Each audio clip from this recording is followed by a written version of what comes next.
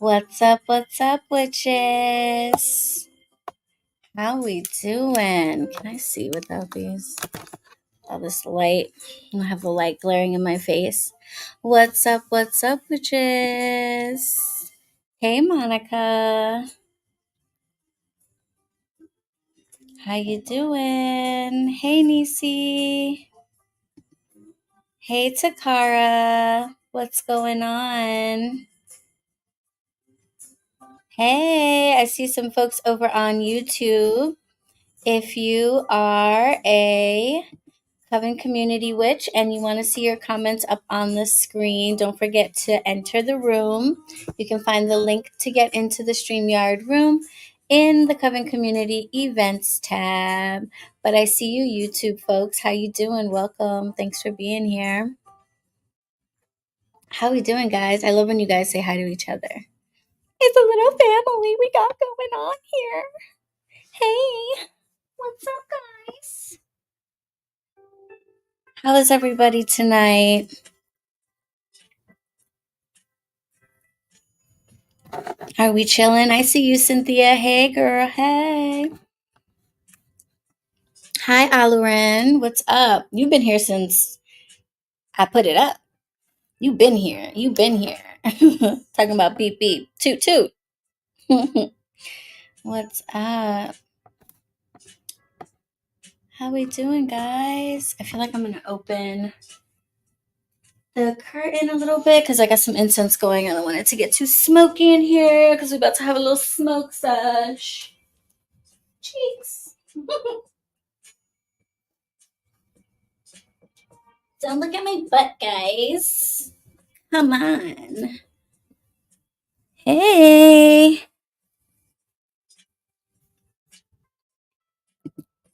How we doing, guys? Good to see you. Good to see you all. Takara, my fellow Leo. So, here we are, witches together once again for another tea and tarot. Another high tea. Another high tea. Actually, I think the reason why I said tea and tarot is because I have tarot cards like everywhere, and I'm about to show you guys a little sneak peek of some dope shit that I got my hands on. Shout out to the Modern Magic Shop, Modern Mystic Shop. They know who they are. Shout out to the Modern Magic Shop in Russia, which is international. Hey, Heather, in the building. You made it. You made it.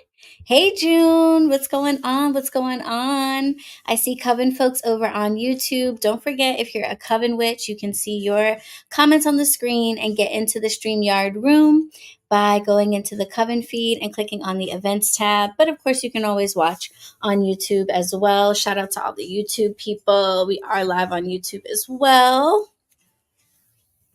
What's up?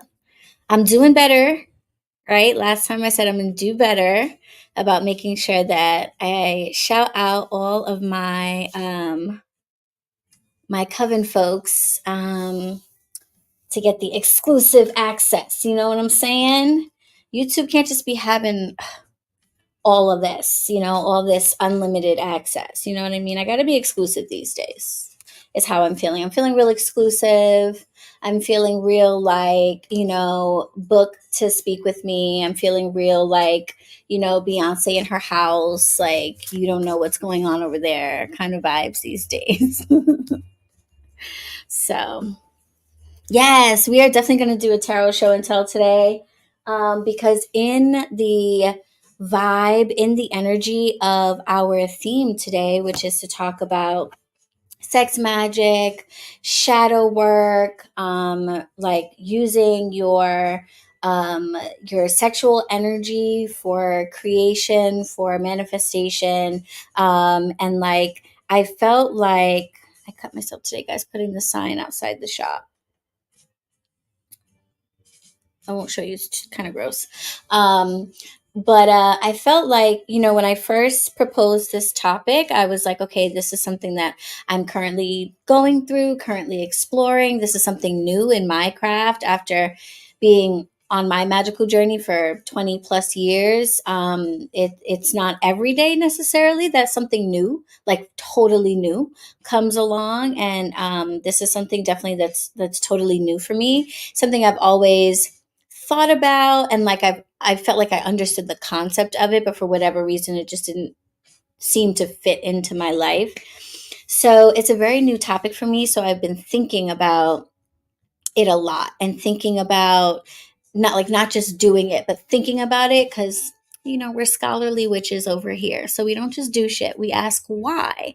I always want to know why does this work, why is this powerful, why is this effective, what are the principles at play here, so that I can understand things better, and I can um really master it. I feel like you can't really master something if you don't understand it fundamentally. So I've been doing a lot of thinking about sex magic, and what is at the heart of its efficacy, what universal principles and natural laws are like at play. Um, as a womb holder, as somebody who has a womb, is it different for me and someone who doesn't? Like, I've been really thinking about a lot of the elements of it, and that has kind of brought me to shadow work, which is really something that I don't think I've ever really dived too deeply into. Much like sex magic, it's something that I feel like I've understood the general concept, and why it's helpful, why it's important. As a someone who has been very much impacted by Hindu mysticism, um, and tantra, I think I understand the idea of being one with one's full self, um, and integrating one's full self into your approach to life, and how that could impact your magic. But to really like get into some of these topics, I really haven't. So it's been really eye opening for me and really exciting. And so I'm excited to talk about it. Yay! Thank you. Yes, you were super early, Alarin, but I loved it. I loved it because I came to check. I think I came to check on the stream, like to make sure I had set it up right or whatever. And I was like, not somebody already liking and commenting on the video. We haven't even started. So that made me feel good. So thank you. Yes, June is in the building. Oh, Cynthia made it over too. Okay, yes. See, I like this. Okay, if I'm consistent, then everyone will get into the habit of going into the StreamYard room, and we'll say hey to the YouTube folks, but we'll have our own thing going on.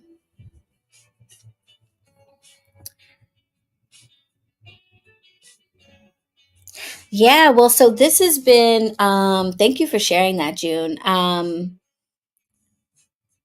So I'm also queer, I'm bisexual, and I'm going through a divorce, as many of you know. So it's very interesting to me that after so many years of having a partner, that it wouldn't be until I was unpartnered that that this would come into my life. Because you would think having a partner, being a witch the whole time, and having a partner that was supportive. My ex-husband is not a practitioner at all, but was generally supportive of like my craft, and all of that good stuff. You would think that that being the case, that I'd be like, okay, babe, listen, let me use some of your good juju for some crafting or what have you. But maybe because of the nature of our relationship, we are separating. So obviously, things were not quite what I needed it to be. So perhaps because of that, we never explored that. Perhaps because I just didn't know enough at the time, or um, felt like I didn't have a partner that would be open to it. I don't know. It just really wasn't, it didn't seem like it mattered. And it's kind of funny because I feel like I'm going through a similar thing that I went through like 7, almost 10 years ago, when I got deeper in my ancestral practice. because for a long time I felt like, oh, this is not really necessary. I'm adopted. I really don't know anything about my biological family. And so I've for a long time in my craft, I kind of discredited the importance of having an ancestral practice because I was like, you don't need that. I'm a big boss witch. I cast spells and they work. And like, I don't know my ancestors. I don't have an ancestor altar. Like, it's not that big of a deal. And then, kind of almost to prove myself right, I got started on my ancestral journey and ended up completely proving myself wrong. And ever since I connected with my ancestors, made that first initial connection, and made a relationship with them an important part of my everyday life, it's like my craft is through the roof. Like BronxWitch wouldn't exist, HQ wouldn't exist if it wasn't for establishing that connection and moving into that part of my craft and bringing that into my life. So I kind of feel like I'm having a similar, almost like a deja vu thing, where for the longest time I've been like, I don't use sex magic. I mean, whatever. It's just another style of magic. What's the big deal? Like, I cast these effective spells. I have this beautiful spiritual magical life. Like, I don't need it. And now that I'm exploring it, it's kind of like, oh, maybe I did need this. Like, what? Did it freeze? I don't know. I hope not. It looks clear to me, but I'm the least tech savvy person. I love that you guys are saying hi to each other. Yeah, you know. Valentonia's in the building. Valentonia, Ben. Let me stop because I'm always telling you watch your language. Let me watch my language. But I am excited to see you. Long time. We saw your partner. Your partner was in the live a while ago and said hi on your behalf. But I haven't seen you, babe. Good to see you. Miss you. I don't know if you know, we have a whole new thing going on because you were a member when we had YouTube memberships, but now we have our own coven over on the website. We have a whole online portal with classes and like it's a whole thing.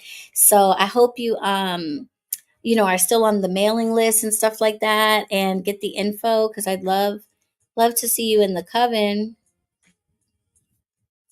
Okay, with all your big beautiful energy. So yeah, so it's interesting because I really definitely felt like, sex magic, whatever. It's just another way of utilizing your energy and harnessing energy. And, there's a million ways to do it. So if it's something that works for you or feels necessary or is helpful, then that's cool. But like, I didn't need it. But now that I'm learning more, I'm kind of feeling like, oh, maybe I did need this. There's a very different potency about it. And exploring it has led me to, like I said, start taking shadow work seriously. And not just understanding what it is and understanding how it can be beneficial, but really doing the work of uncovering all of the parts of myself, including the ones that are repressed and hidden and even in some ways unknown to me, the parts that um, create confusion or shame or embarrassment or fear, really fundamentally. Has really been it. Oh, I should get the little guidebook that I was reading. So one of the decks that I wanted to show you guys is the Goetia deck, which came into the shop as a donation, and it's actually a two-parter. It's two decks, one light, one dark. One focuses on angels, one focuses on demons, and the one that focuses on demons is designed to one introduce you to the demons of the Goetia, so it's educational in that sense if you're just interested in like demonology, demonolatry, whatever. But it's also really, on the spiritual side, a deck that is proving to be really helpful for shadow work specifically, because the way that the author, I think it's Fabio Listrani, something like that, um, explains what demons are, at least from like the psychological perspective, is the same way that deities are constructions that humans have come up with to try to help them understand the light side of divinity, the light side of the universal energy that makes up everything. So too are demons. Demons are human constructions that we have made up to help us try to understand and describe the darker sides of divinity, of universal energy. And because we are all energy, because we are little capsules of that same cosmic energy that makes up everything, then we too are light and dark. And so the idea that we are without demons, from that perspective, doesn't really make a lot of sense. You know, we are both light and dark. And so to fear the parts of ourselves that are quote unquote dark, um, is probably ultimately very limiting, because you are not accessing the full realm of who you are and what you're capable of. And as a witch, trying to maximize and achieve the fullest expression of what I'm capable of in this lifetime is like what I'm all about, you know? So to not look at my shadow in a really serious way and to not engage with it actively means I'm limiting myself as a practitioner, and I definitely don't want to do that. I don't want to be limited. So I think this is a journey that I need to go on in order to really fully be what I came here to be. And in the guidebook, Fabio goes on to describe that the play between angels and demons, light and dark, is also sometimes defined as right hand path magic and left hand path magic. And due to like my Wiccan upbringing, due to some of my own, you know, maybe fears about like quote unquote the dark side, I've always considered myself like a right hand practitioner, and that's always some place that I've always like wanted to stay. But the other day when I was meditating and doing my ritual last night, I had the most phenomenal full moon ritual.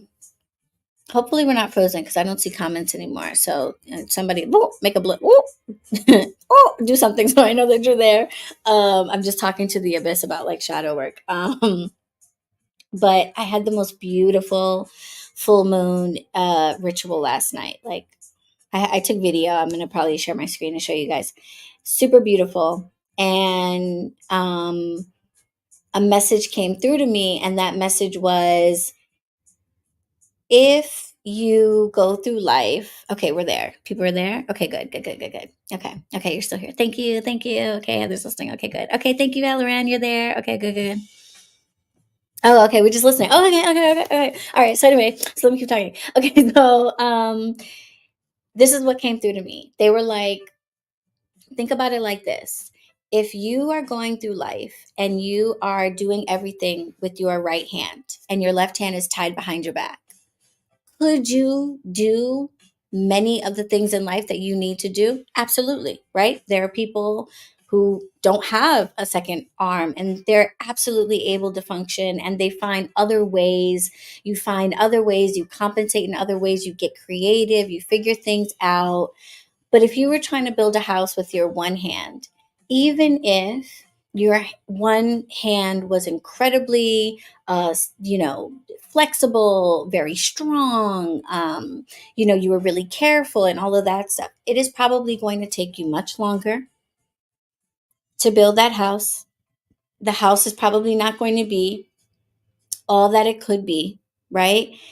Would it be functional? Could you live in it? Maybe, absolutely, eventually. Um, but at the end of the day, if you could bring your left hand together with your right hand and let them work together and do what each hand is really good at doing, you could build that house so much better, so much faster, so much stronger. And the idea that one of those hands is good and one of those hands is bad, when you talk about it from the perspective of it being your hands, that seems ridiculous, right? It seems ridiculous to be like, my right hand's a good hand and my left hand's a bad hand. It's like, no. This idea of light and dark equaling good and bad are very much human constructs. They're very much moral judgments that have been put on certain behaviors, certain outlooks, certain vibrations. And when we look back over history and we look back over the impact that, like, the organized religions, Christianity in particular, has had on society, there's a lot of ulterior motive behind what has been deemed good and what has been deemed bad. And much of it boils down to control, being able to limit and control people, women in particular, people of color in particular, but just in general, being able to control people.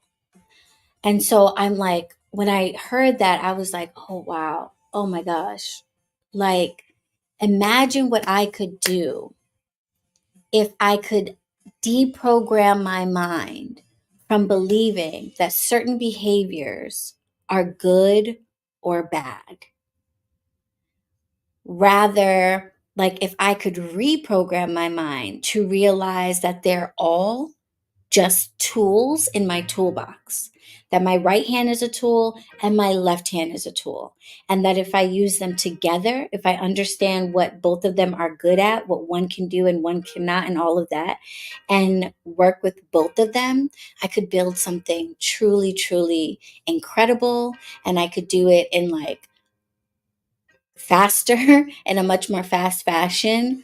And I'm sitting here living my life judging my left hand as bad, judging certain desires, certain behaviors as bad because that's what I've been conditioned to do.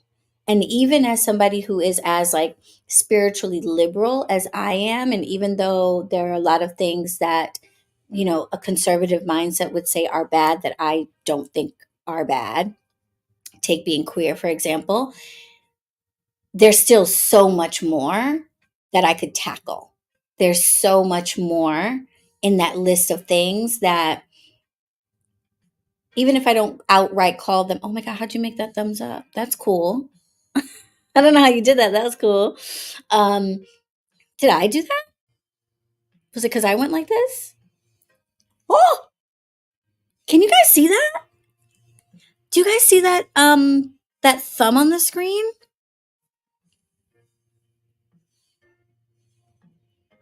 StreamYard kicked you out? Hey, Sabrina, welcome. Yes, Cynthia, I like that. Hey, Sabrina. If you're a Coven Community Witch, don't forget to go over to the events tab and join into the room so you can see your comments on the screen and be in the room with us. Hendrix on YouTube said, once I left Christianity, I lost every fear of the dark, so to speak. Okay, StreamYard is kicking people out. I'm sorry. I don't know why I did that. My apologies. But do you guys know how how I made that happen?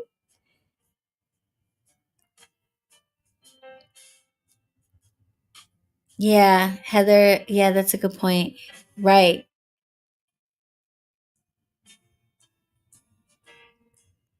You know what I'm saying? Oh, they did it again.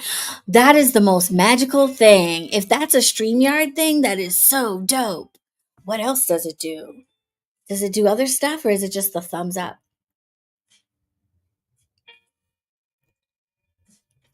Now I'm going to sit here like an idiot trying to get it to do it. Yeah. Thank you. Thank you. Like, you know what it is? It's like it's clicking up here, but now it's the doing. That's the part. Like, sometimes that gets frustrating to me when I figure something out, but then I have to actually execute it. It's like, oh man, I just want it to happen. Now that I got it, let me see it. But I feel like last night I really got some important messages and now I have to like do it. Yeah, right? I don't know. I wonder if it would do other stuff. Can it do hearts? No? Fuck! Holy fuck! What? So cool! That is so cool. Destiny said, do it again. I will. You were pulling tarot about this too? Yeah, yeah, yeah. Ah, that is so cool. It's AI. If you have the generator that looks at your actions. Oh, that's creepy. What? What else can it do? That's crazy. That is so cool, right?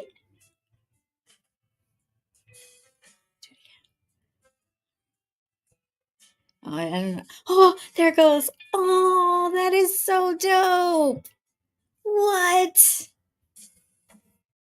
Oh, see, I don't like liking AI. I don't like it. I don't like it. I don't like liking it. I want to be against it because I want to be like, no, let's not do this, guys. I saw the movie. Let's not, we don't want to do this. I saw that robot movie. Let's not do this. I don't want to do it. I don't think we should do it. But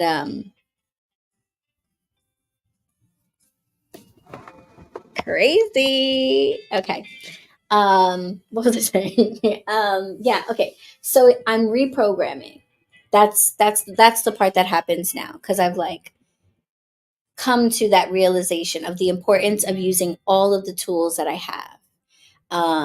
And not passing judgment on them, but embracing them and being grateful for them, realizing that we all come with a different mix of desires and ambitions and talents, and that it is somebody else, somewhere else, that put these value judgments on them as good or bad. And we talk about this in the Magic Intensive in the first module, actually, for those of you who enrolled for this semester. When we have our first module on Wednesday, we're going to talk about unveiling. And I'm excited because I'm going to be adding in some of these shadow work lessons that I'm learning into that module, because it's adding another level of understanding that even I have as a teacher about unveiling, because I felt like I'd already, I guess it's the onion, I felt like I'd already gone on the journey of unveiling. I'd already pulled back so many layers of what other people say I should be or that I am. But now it's like, oh shit, there's a whole other level. I wasn't even at the center of the onion yet. I thought I was. Um, but I'm not even at the center of the onion yet. So pretty cool. Pretty cool. Destiny, I love that you're here. Thank you for being here. I like that you like the lives.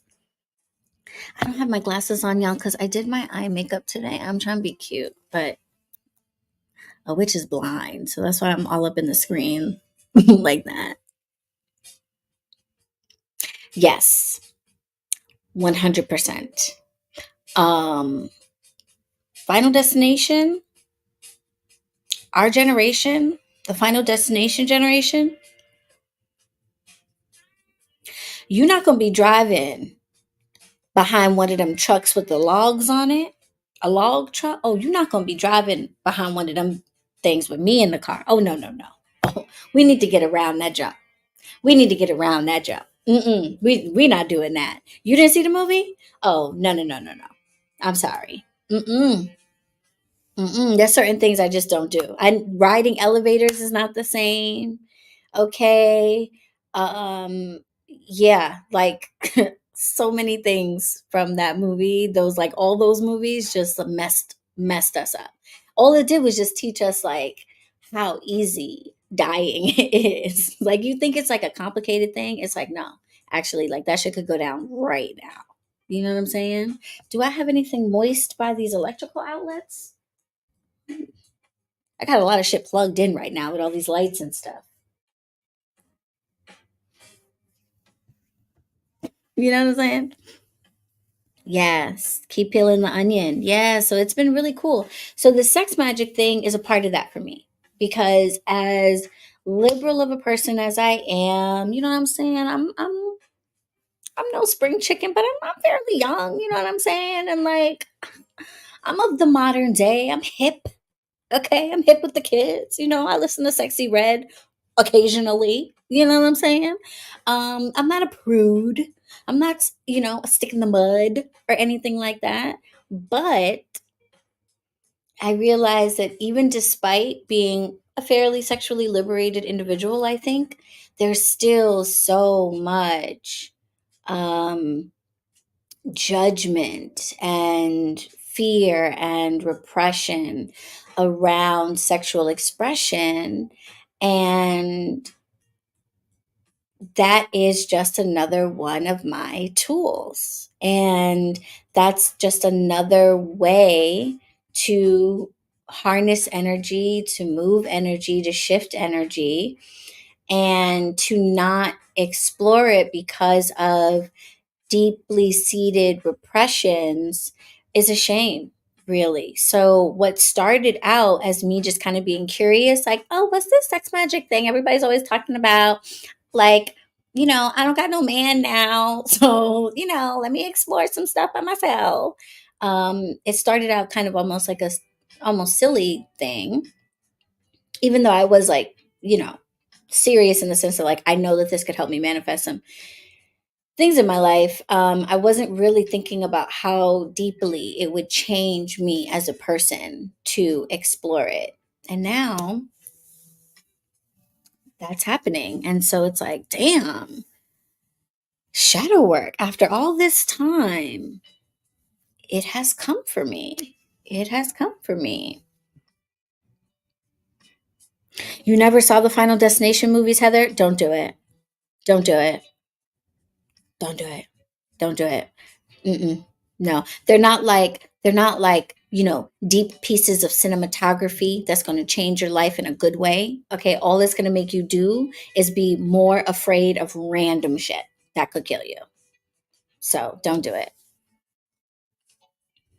Live your life in peace, girl. Drive behind cars with logs on it and not and not see your death playing before your eyes.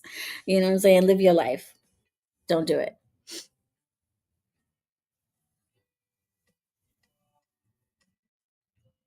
Yeah.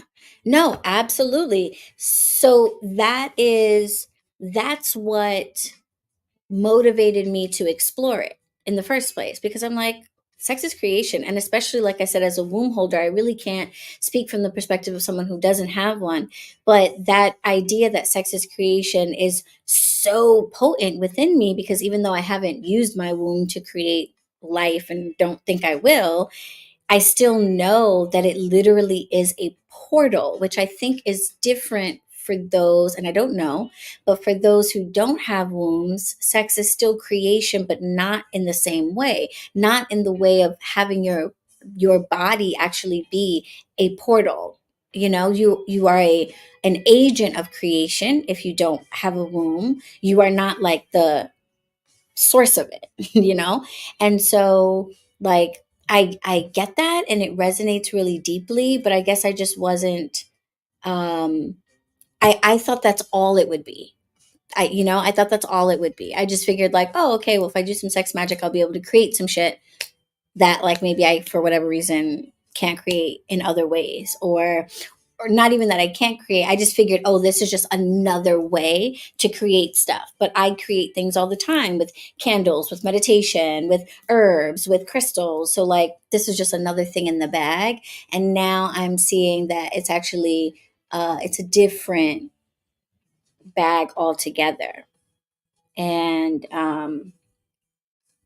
that there's much to be gained from not just engaging in the act of orgasming and attributing that to a goal, but the actual act of exploring what fears, shadows, limitations, conditioned responses, repressions, etc. I have around sex and my body and everything just all together. So it's been pretty profound, unexpectedly so. Yeah.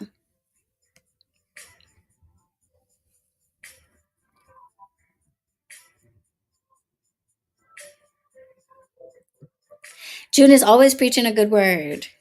June is always preaching a good word. Speaking of June, I fixed the pentagram wreath. I fixed the pentagram wreath. I sure did. I sure did. Um, and it's gorgeous. I did it last night during my ritual. I got that in a message in an earlier tarot reading that was like, do it then. And it was in the ritual, it became clear why it needed to be done during this particular full moon, and what that was all about. And it was great. So anyway, the cracked window has been repaired. No more crack.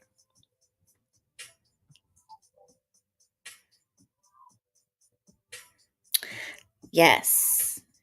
Yes, that is a tantric idea that I don't think that I knew but didn't really understand the way I've come to understand that.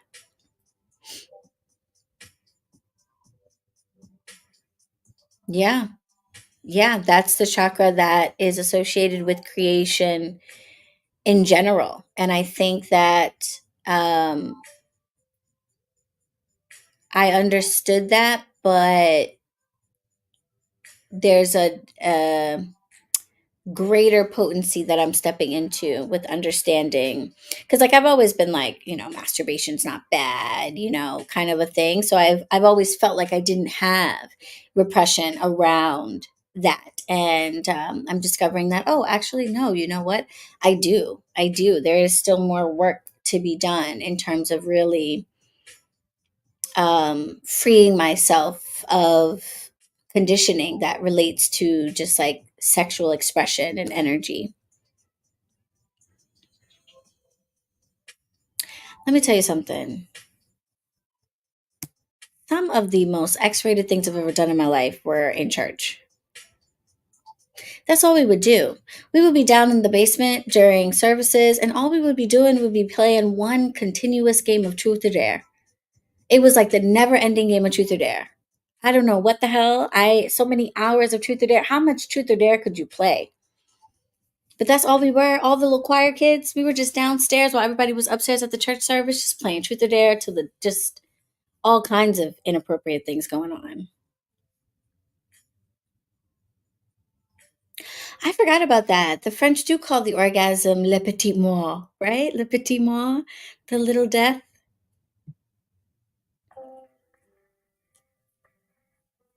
Mm, I like that. Very much so. And it's also like, what is life? You know, let Alabama tell it in apparently every fucking thing. Okay. But on a non political note, on a spiritual note, what is life? Because is it just like making a human kid? Or when you take something that doesn't exist except as a thought and make it a reality, that too is a life. And I think, you know, if you're an animist, then that you get that in a very deep way, that anything that is created, whether it has consciousness or not, is a creation. It is a life in a sense.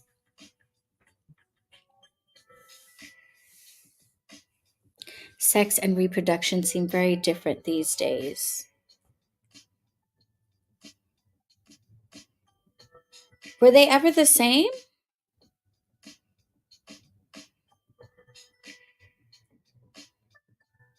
I don't know. I don't know if I feel like that those two things were ever the same. I guess it kind of depends on what you mean by both terms. Um, right?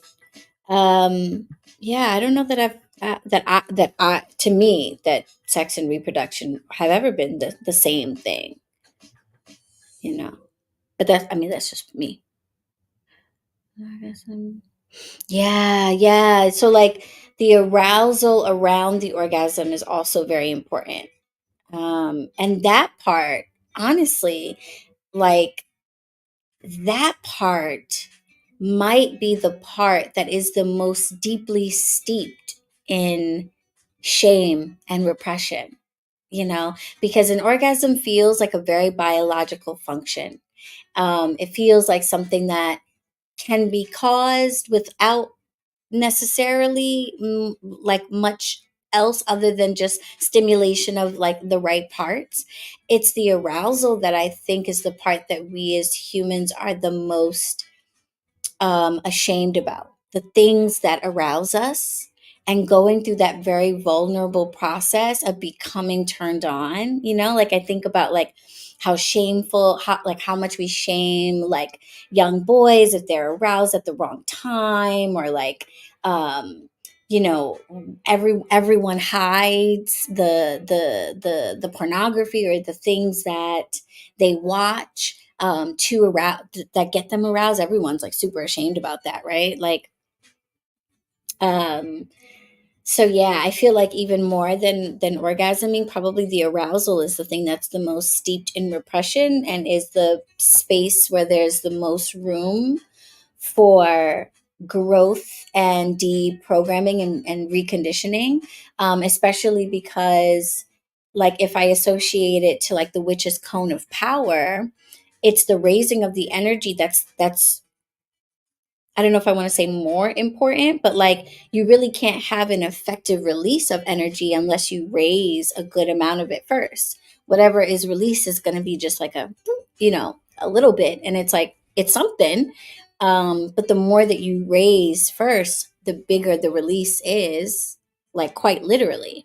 So the arousal in many ways is what makes the orgasm even effective in the first place. And so we have so much shame and repression around the arousal more than anything else, and wanting to be aroused and all of it. So,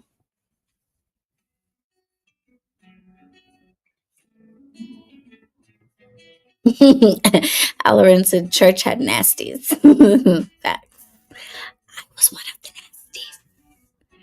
I just was always boy crazy from a really young age. So I was always being way too flirty for a little church child. Not the church bus. We didn't have buses. We're in New York City. Everybody was on a train. We didn't have quality transportation for us, except for like our church took us to like took the choir to like Six Flags and stuff like that. But then it's like a chartered bus with like chaperones. It wasn't too much going on there. It was really the church basement. That's where, like, the choir room. That's where things went down.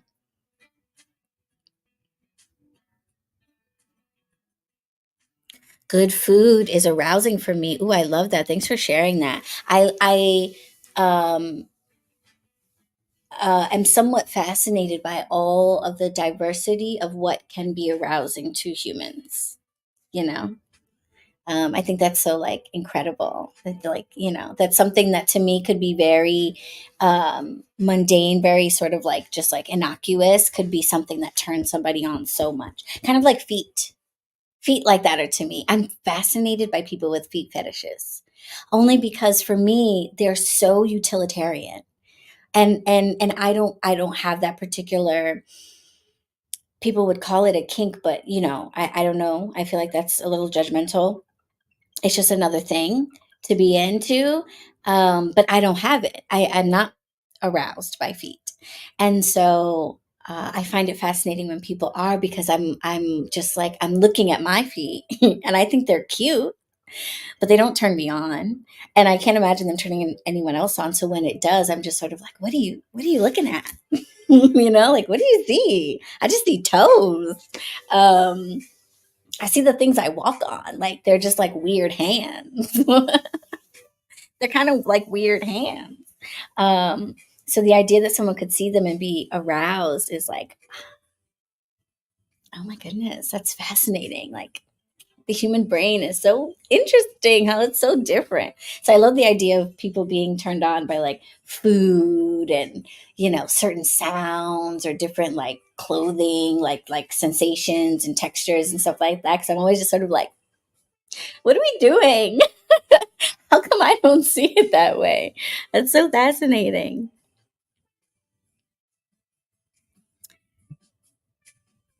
Yeah. Yeah, yeah, and I think that's I like I said, I think that's more stigmatized than orgasmic because I think even the church is like, well, we got to get the baby somehow. You know what I mean? So it's got to happen somehow. But you're not supposed to like it. If it were up to the church, everyone would just have, procreation but be miserable, and just hate it and just feel so ashamed and just immediately want to repent from it. It's the arousal that they really have issues with. And therefore, because our society has been so heavily impacted by the ideologies of these religions, we, even when we are not of those religions, carry a lot of those same shame, and judgment and all of that. Yeah, maybe. Oh, the sound of rain. The sound. Okay, that is fascinating because I forget the word. Somebody Google it. There's a word for someone who is turned on by the sound of rain. I forget what it's called, but I love rain. I live for rain. I know that we have to have sunny days, but like I love rain so much. I don't mind being out in it. I like wait till the like very last moment. It's like pouring before I put up my umbrella because I love it. I mean, there's nothing better than being inside and cozy and not having anywhere to go on a rainy day. But I tend to run errands on rainy days because I like going out in it. I love rain, but I'm not sexually aroused by the sound of rain per se. I'm incredibly soothed. So that's fascinating. The idea of being aroused by the sound of rain. I love that.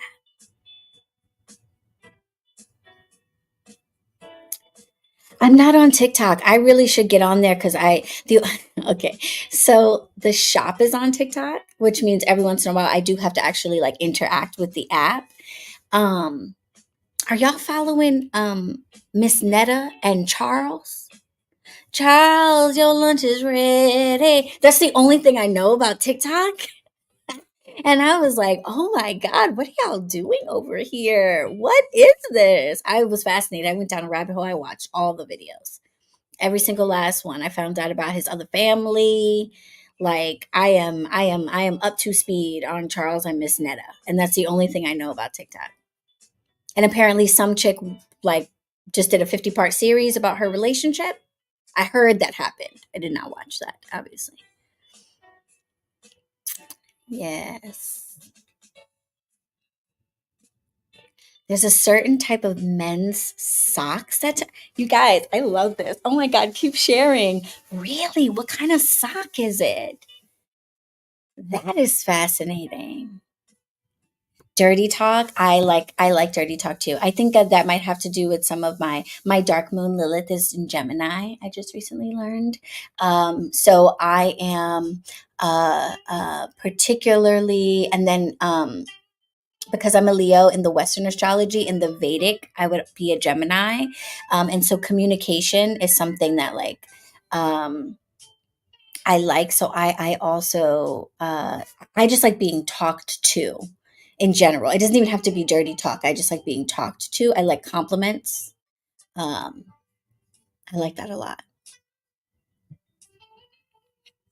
Grippy socks. Hold on, hold on. I want to know more about the socks thing. You need someone with good grip. I'm just imagining someone like playing with my nipples with like grippy socks. I've never tried. I've never tried. But I love the grippy sock when we were kids. What were those called? What were those called with was it totes? With the little rubber parts on the bottom? I stayed up in those as a kid, hard body. My mom had new ones for us every year. I forget what those were called, but I love them. The clearing of the spirit is the rain thing. Oh, I love that. See that I like how that that brings me peace. But when I think about sexual arousal, I'm kind of thinking of the opposite of peace. I'm not trying to clear anything. I'm trying to get dirty, if you know what I'm saying. We'll save the clearing for later. Let's get dirty. Let's get dirty. TikTok is crazy. They scare me how she moves her lips when he's talking. Oh yeah.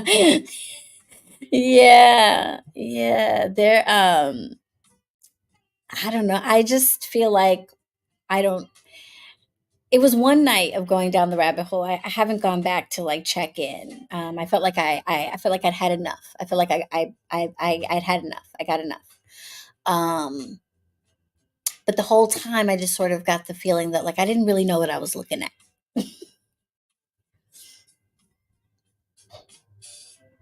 Slippery boom boom sessions. Ah, that's so funny. I don't know if you need to get there, Heather. I don't know if that's how I would word it.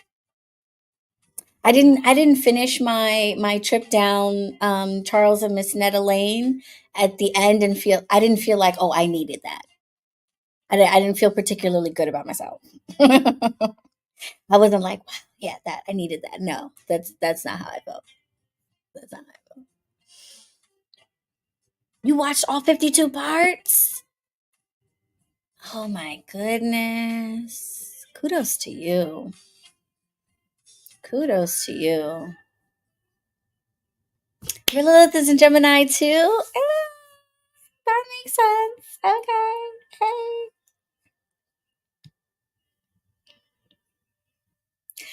Yes, we all want to know, Nisi. Do you, when you got to the end, did you feel like how I felt at the end of the Charles and Miss Netta series? Where I was just sort of like, I don't know why I did that. But I couldn't look away. I could not look away.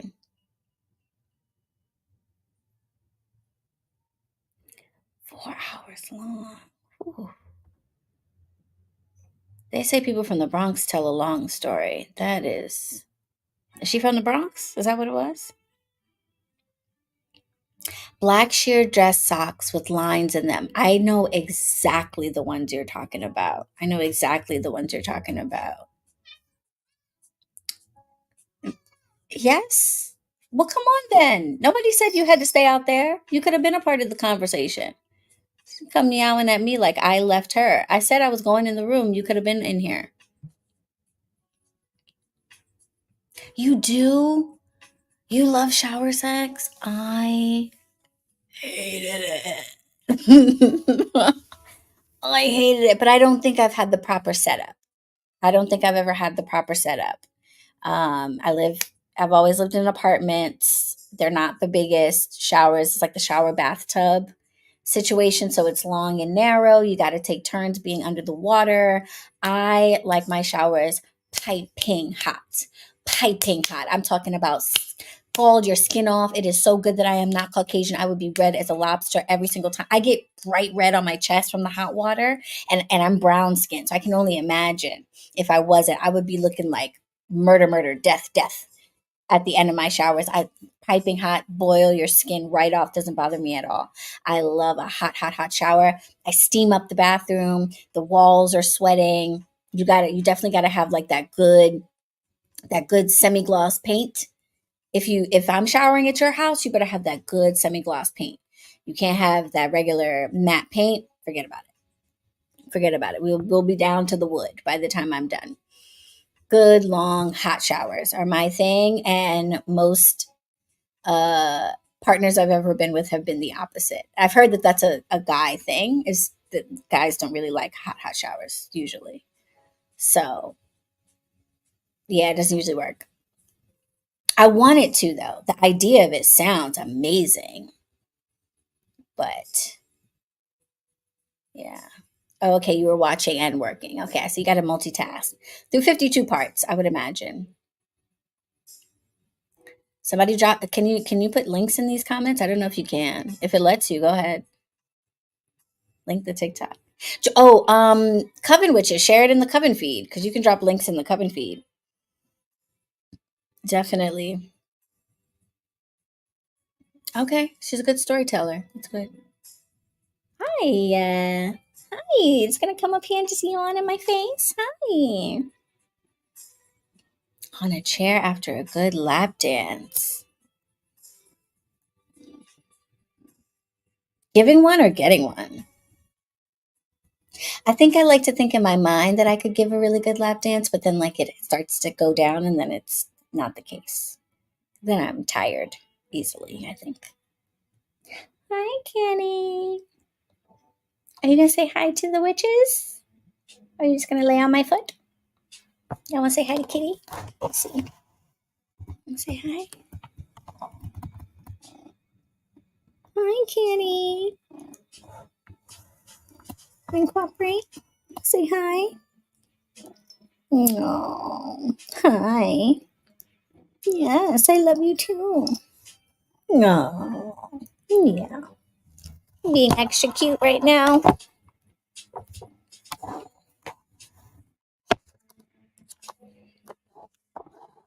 Okay, okay. I'm seeing support for the chair. I don't like all that water in my face. Yeah, that's a good point.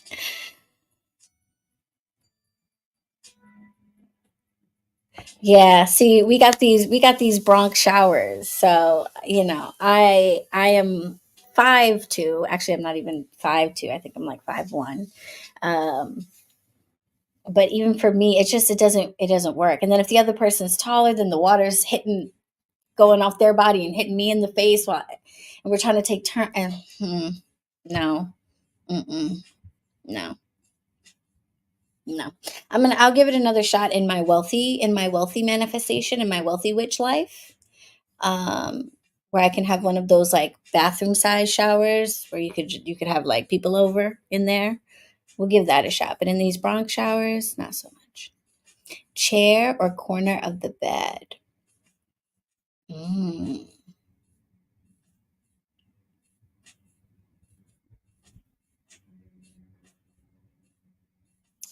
I gotta say, I first of all, I feel like sex with another person is like a distant memory for me. Some of you guys know like my divorce journey has been quite a journey and it has taken many years to unfold and transpire and is finally coming to a close. But yeah, I haven't had sex with another person since this time 2020.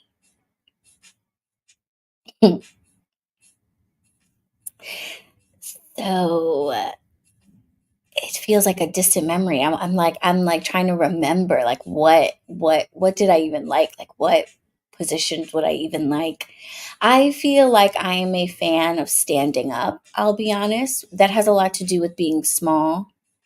Um, it's an easier way to kind of line things up, standing up.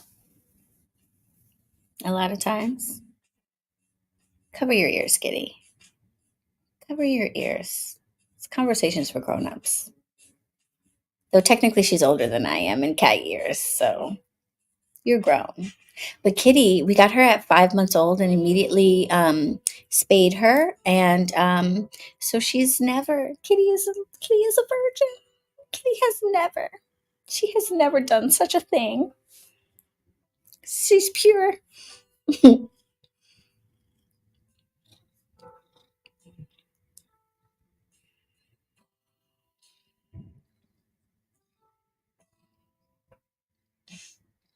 Ears and belly buttons. What? I'm catching up with the comments. The comments are given.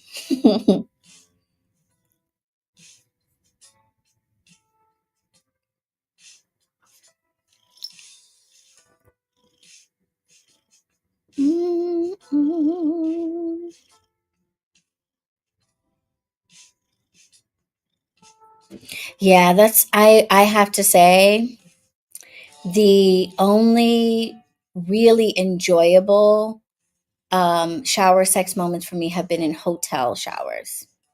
Really nice hotel showers have been the only time. They're just, the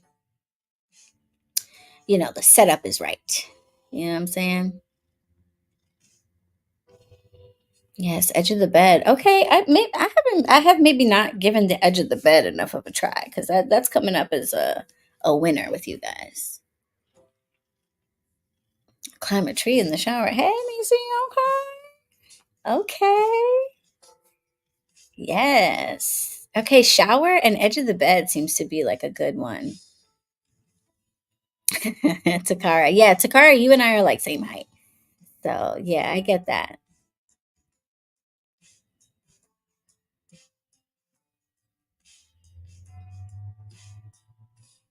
Candy shop with Little Kim and 50 Cent. Cynthia, I'm imagining you like having a good time to that. That is so cute.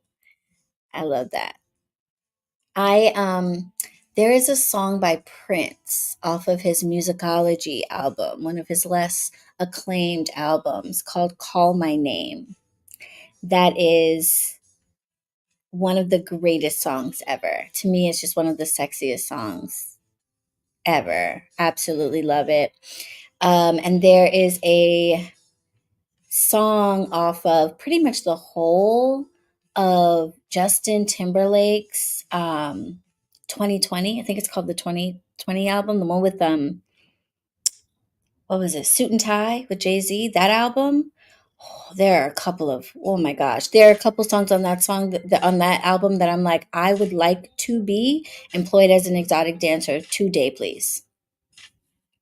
Um Love that one. Love that whole album. There's several songs where I'm just like, I would love to be an exotic dancer just to dance to these songs. There's one called I think it's called Bubblegum or something like that. Um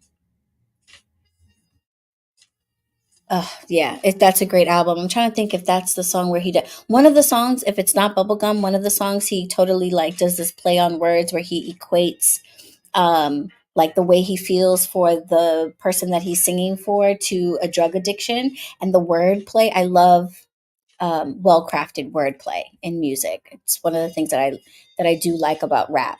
I love wordplay. I love a wordsmith. I'm very the communication thing. It's the Gemini thing. I love good words. You could definitely talk me like when they like people joke around about like being talked out of their panties. You could talk me out of my panties. 100%.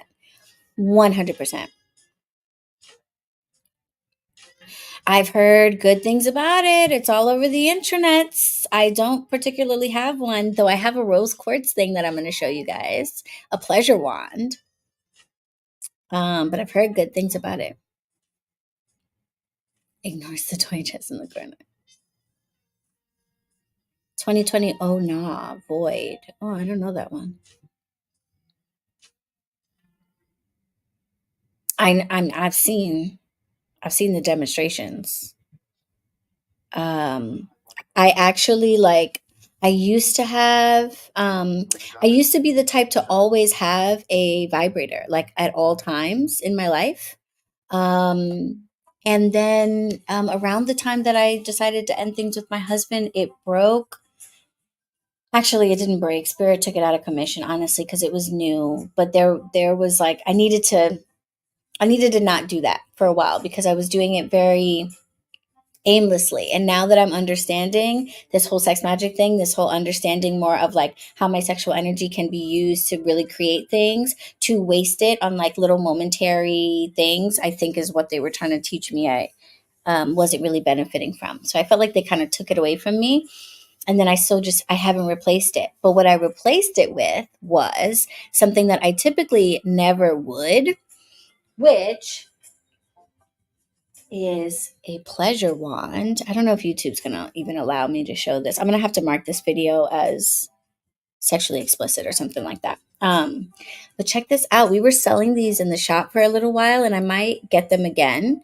But they were a little big for the crystal table. So, but this is a pleasure wand from Sacred Ceremony, and it's completely rose quartz. Isn't she gorgeous? Isn't that beautiful? So beautiful. It has such a nice, like, healing energy. And then because it's quartz, it's always cold. And it's just so, like, it's just so soothing to like hold. And I really love it. So I got myself this. And I felt like this was like in alignment with what I am going through and what I'm learning and what I'm shifting and what I'm changing, because it's healing very much that I need more than anything. Um, it's not so much the like the actual acts or anything that are needed. It's healing around those things, around arousal, around pleasure, around judgment. Um, it's a repair, kind of like a repair job I'm doing right now, spiritually and magically. So yeah, isn't she pretty? Feels really nice in the hand, very ergonomic. International Lover by Prince. That's a good one. Hey, Ginger Snap. Welcome. Glorilla talked about how good the rose is. I've been seeing everybody talking about it. Gemini Lilith is no joke. As a switch, verbal is a huge part of exploring those spaces. Yeah, see, to me, it makes sense that talking, now that I understand that my dark moon Lilith is in Gemini, the way that talking stimulates arousal for me makes a lot more sense.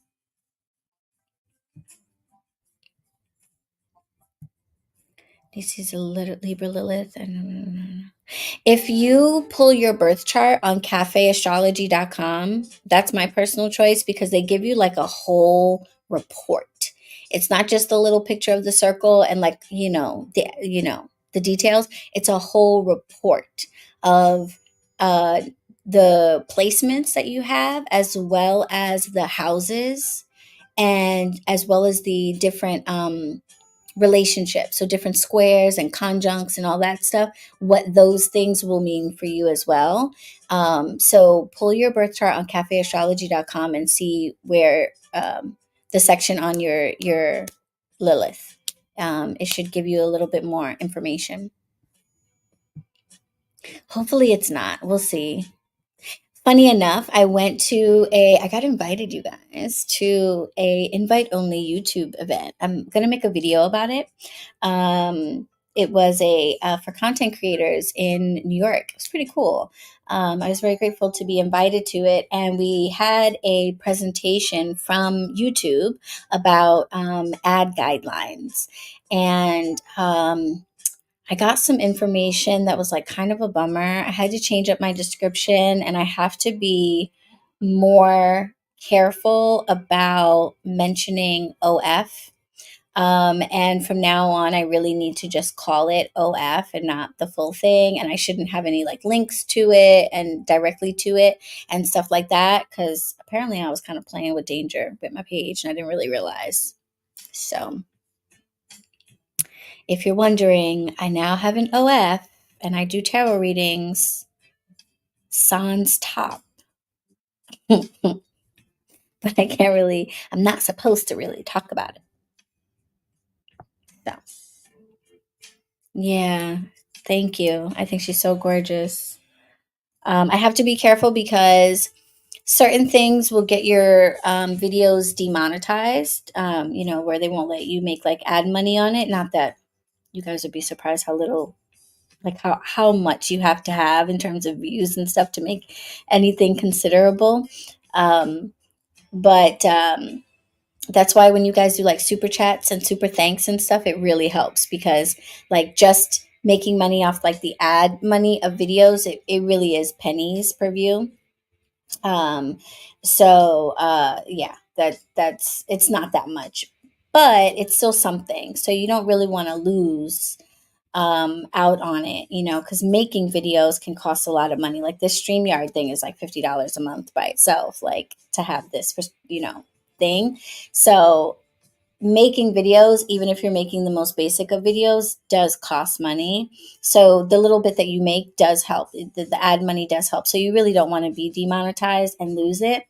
But the thing about sexual content is you can get community guideline strikes, which could actually have your page suspended or taken down. That is what you really don't want. And that's what I really don't want, because a lot of you have found me through YouTube, and that's how we keep in touch. And it's where I do a lot of stuff. So when they were explaining that, I was like, oh, wait, really? Like all the things they were like, you shouldn't do if you have an OF and you blah, blah, blah. And I was like, oh, I am doing all of those things. So I'm going to have to stop doing those things. AstroSeek. Oh, okay, cool. Yeah, so if you have a birth chart thing, yeah, you might be able to get more information. It was helpful for me to get like the full read up on, like, I knew my Lilith was in Gemini, but like to read up like what that could actually mean, and play out in your life. And it just, yeah, it made my sensitivity to words and communication make a lot of sense.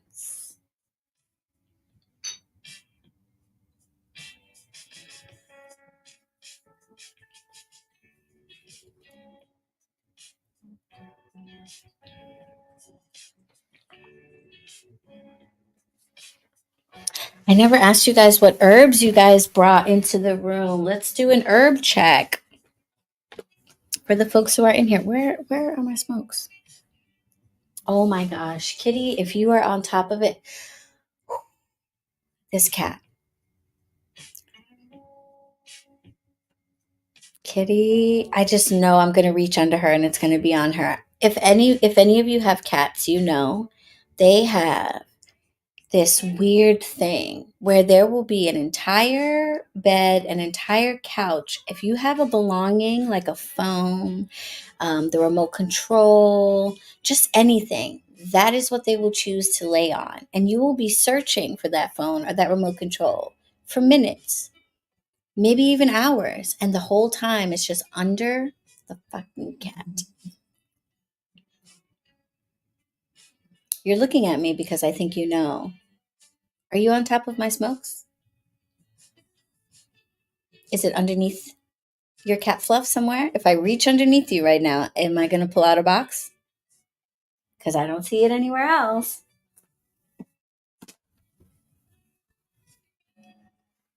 Oh my gosh. All right, kitty. I'm coming for you. Here we go. If I slide my hand up underneath cat. Oh, no. Okay. Okay, listen. Hey, listen. We don't have to fight about it.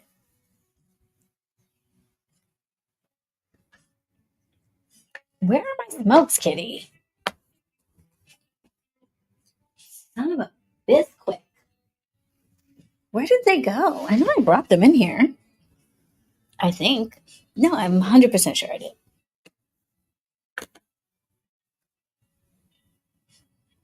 Shut up.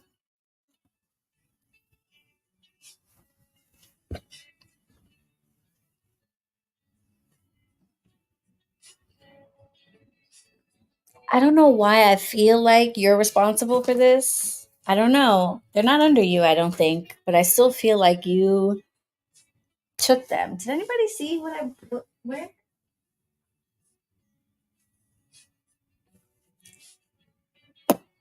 Wait, maybe they're under the computer. There we go. There we go. There we go. Venus is in Gemini. Deep intellectual conversation is a form of foreplay. You're a sapiosexual. Your Mars will talk about your sexual self too. Is that why I think sex is work? Because my Mars is in Capricorn. Oh, maybe that's why I want to make money off of my sexual self. Maybe that's why. Oh, that makes starting an OF makes so much sense. That my Mars is in Capricorn. I'm like, yeah, I'm not giving up the goodies unless I'm getting paid. Capricorn is all about the bag, baby. All about the bag. And I would go and turn something that's supposed to be like fun into a job. I do that all the time.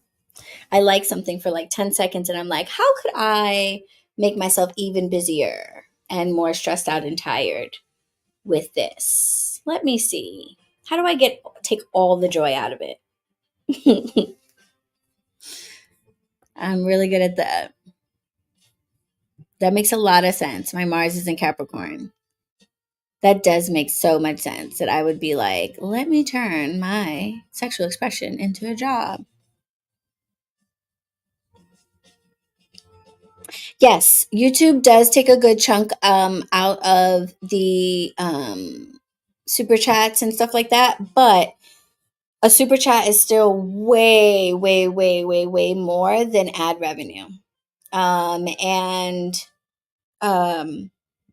I personally never take issue with people or platforms that do work for you that take a cut. I don't have a problem with that. I know some people like don't like it and they're like, "Oh, YouTube takes so much." But YouTube has made my life, honestly. Like this platform, we're so used to getting everything for free that I think we really forget that these things cost.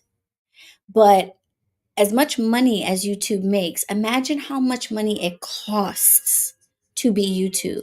All the people they pay.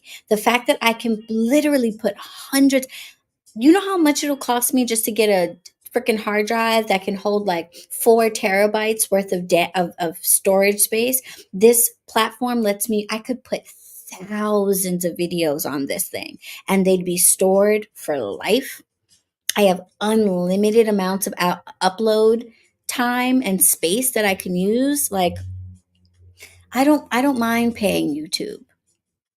I don't mind paying YouTube. YouTube has made it possible for me to get paid.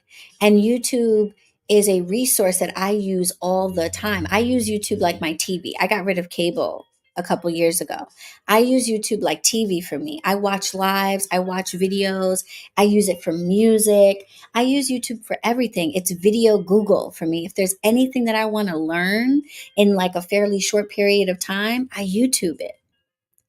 Why not pay them? Why is it so terrible that they take 30%? Why is it terrible? There are human beings that work at this company who need to eat for the work that they do. So I can totally understand why creators are like, no, send me money here so that I can keep all of it. But I really don't feel that way. I have no problem paying YouTube whatever they ask for. You know what I'm saying? Because when people come to me and want to be a part of the Coven community, want to watch a webinar, want to do these things, I want people to understand that, like, it's not okay to be a consumer who just expects everything for free while the people who create the things that are bringing value to your life go broke to bring it to you, you know? And people lose sight of the fact that these things cost. I am so unbelievably grateful that there's millions of videos on this platform where I can learn things, learn real things. I learned how to file my LLC for my business from a couple of YouTube videos. You know what I'm saying? My business supports my whole existence. I live off of it, and I learned how to legally set it up properly for free. And um it was not free for those people to get the knowledge in the first place, and it was not free for them to make the videos to teach me the knowledge. So I actually have no problem with the fact that YouTube takes 30%. So please super chat, please super thanks. Know that I will only walk away with 70% of it, but know that you are also supporting the very platform that made it possible for you to find me in the first place. You are also supporting the platform that makes it possible for us to do this in the first place. So yeah. So if it bothers you, you can go to my website. There's like a donate button you can find. Donate under the ways to support. You can just donate there. And obviously we don't have to share that with anybody. But if you're already on the YouTube platform, make it easy on yourself. Send a super chat, send a super thanks. Yes, YouTube's going to take a little piece of it, as they should. As they should, I think.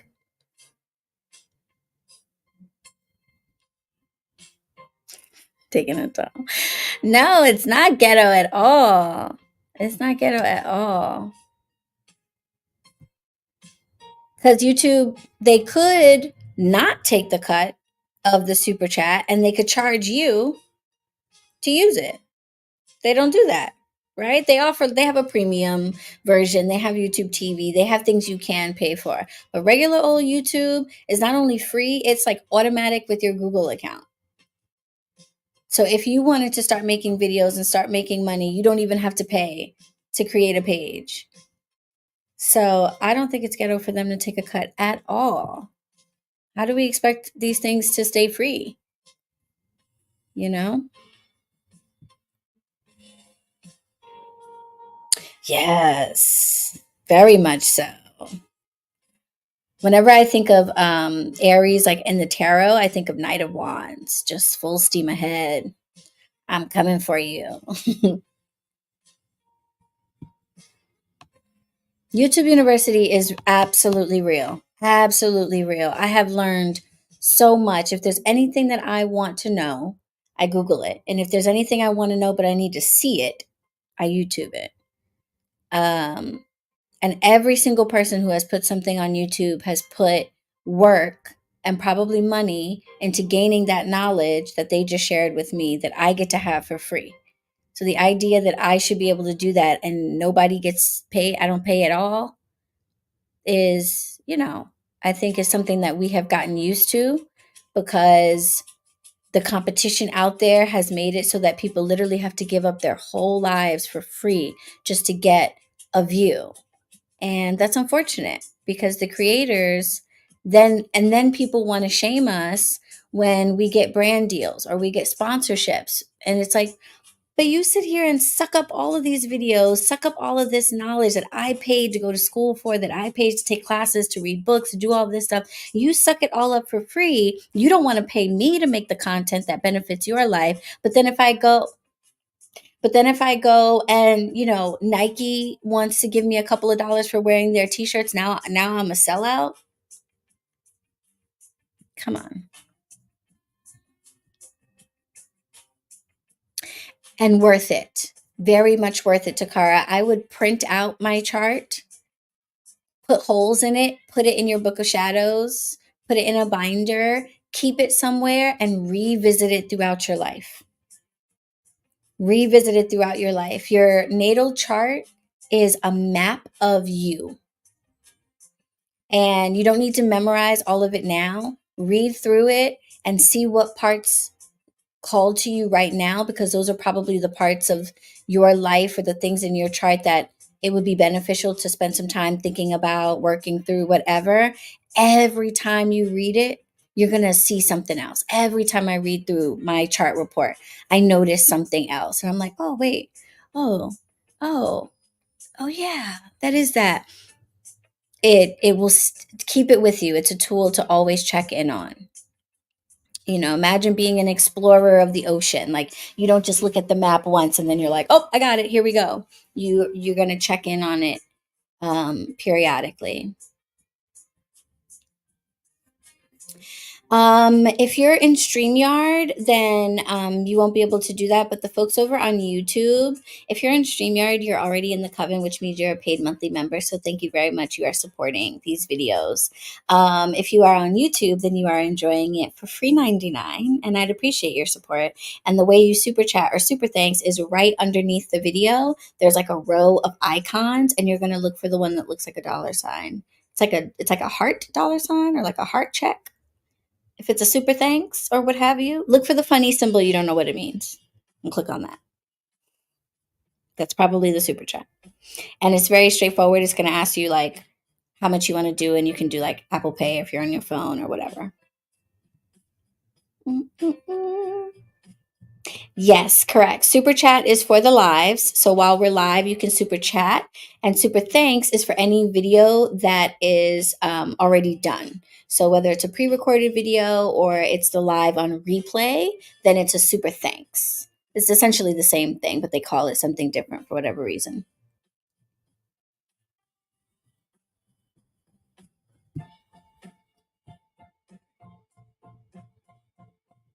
Yes, it does. If you do a super chat, I wouldn't be mad at you if anybody tested it.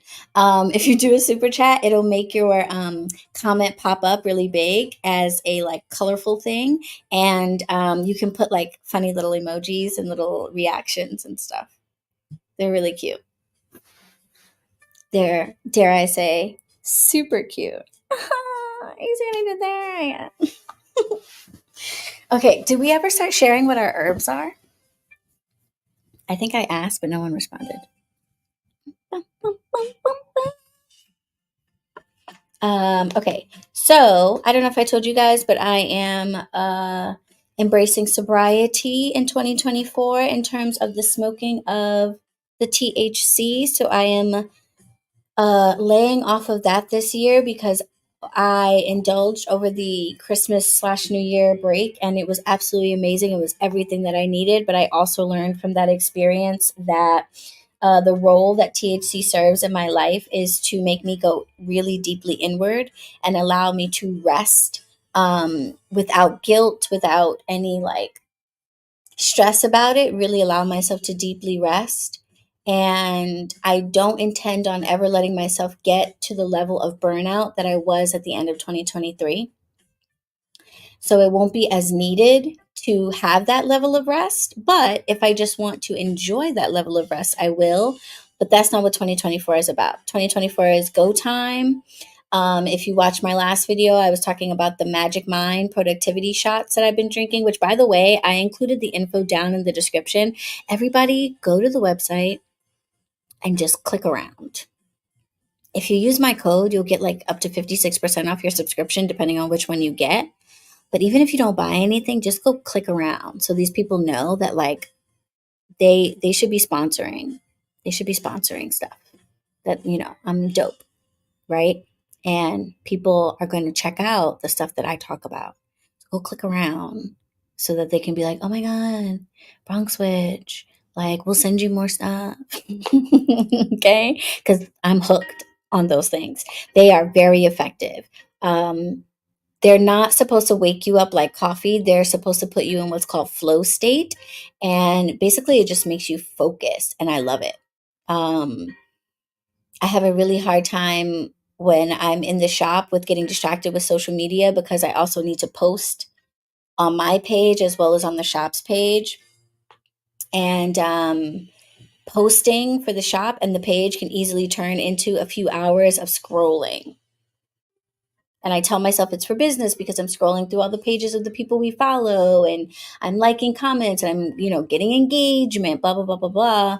But I also have piles and piles of paperwork to do. I have spreadsheets that I need to finish. I have not reconciled January or February's sales and expenses. Like I have a lot to do.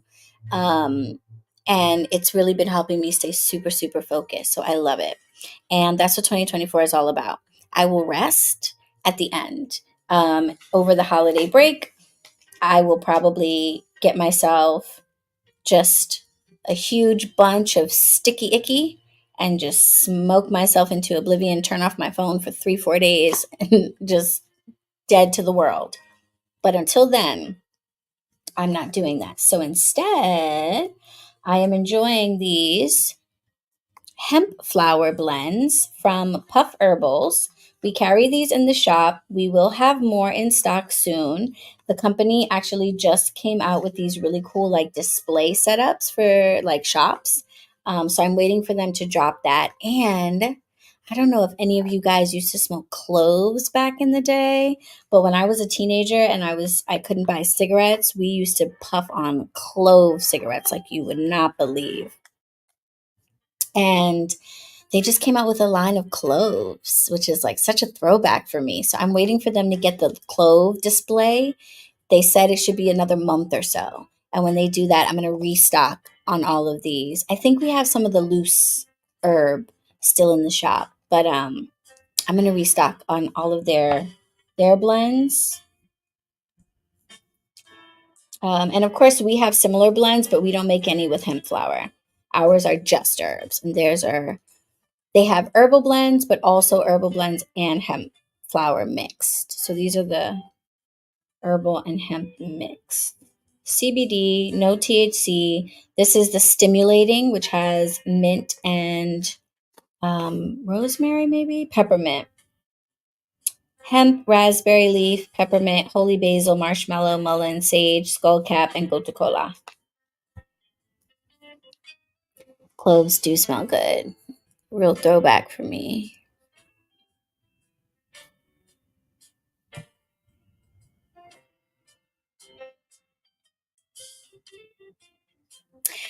Not always, but you gotta act fast. I have two little hands, okay, and one shop witch to help me. We make everything in small batches. So, yes, I'm sorry. Once when we drop something, we send out an email, we let people know. So, that's really the time to grab them. We are going to be restocking our pre rolls next week. Alexis is going to be making a bunch of pre rolls next week. So, we will have those, but they're not all sold out. But we will have pre rolls and we have plenty of loose. People like the pre rolls, obviously, for the convenience. But if you roll your own, we have plenty of loose because those are much easier for us to make. They take less time. So definitely check out the loose blends if you have any interest. Yeah, that makes sense. That makes sense. That makes sense. They do. Halloran, you hiring a roller? I wish. One day we'll be at the level where we need to just hire literally someone to just roll our pre rolls. We're not quite there just yet. That's just a responsibility that I and Alexis take turns doing. So it's either me or her when we have the time in the shop and all the herbs and everything we need in stock. So we have a list to work on next week, and we were going to work on them this week, but I needed to get new boxes. We have new packaging. We have really cool boxes now that are like more similar to this. We used to have tins, but now we have boxes. So it's lighter, less shipping, all that stuff. Recyclable.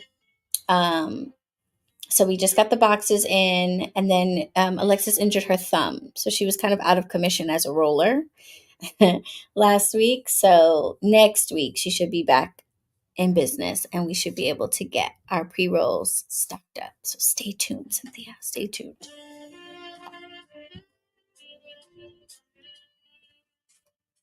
I'm going to be posting on my Instagram soon because I want these guys to sponsor me so much. These are the lucid candles that I'm always talking about that function like oil lamps but look like candles.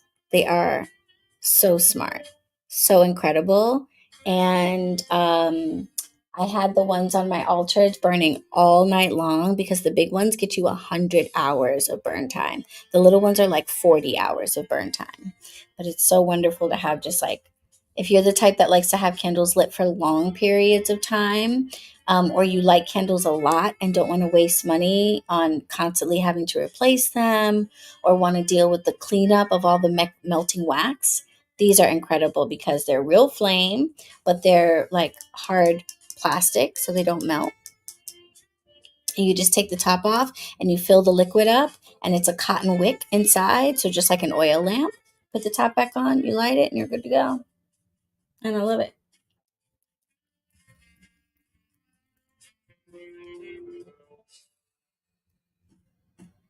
So I'm gonna post about those and then be like slide up in their DMs and be like, hey, you guys want to sponsor me? Because like I love your candles and I'm always telling people about it.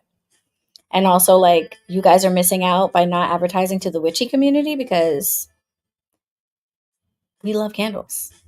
Like that's we're the demographic you guys should be promoting to.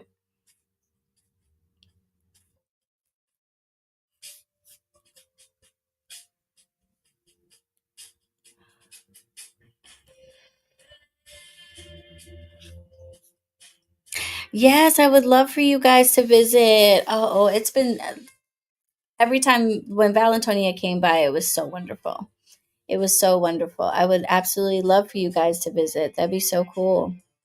We're closed for 1 week in June. We always do. We always close for 1 week in June and 1 week in December to give everybody a break. We're closed the week of Juneteenth in June. But otherwise, we are open and I'll be there.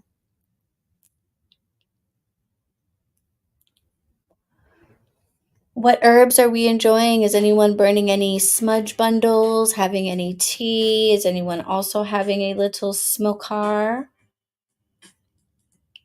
A little fumando?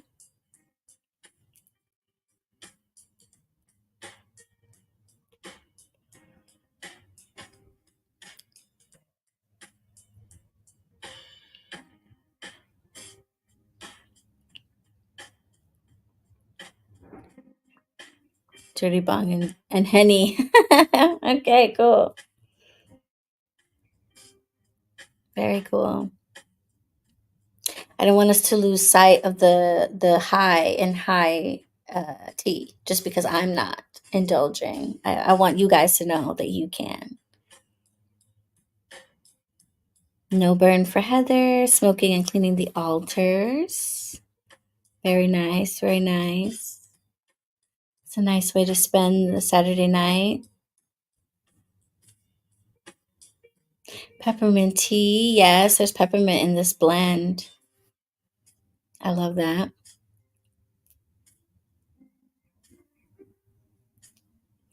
How was everybody's full moon? What were you guys up to? I'm going to share my ritual with you guys. My bath. I made this dope bath that I'm calling my fire and ice bath. Um, very simple recipe. It was really the combination of the fire, of the ice, the block of ice, which is snow melted and refroze in my freezer, and the dragon's blood that I added to it. It was amazing.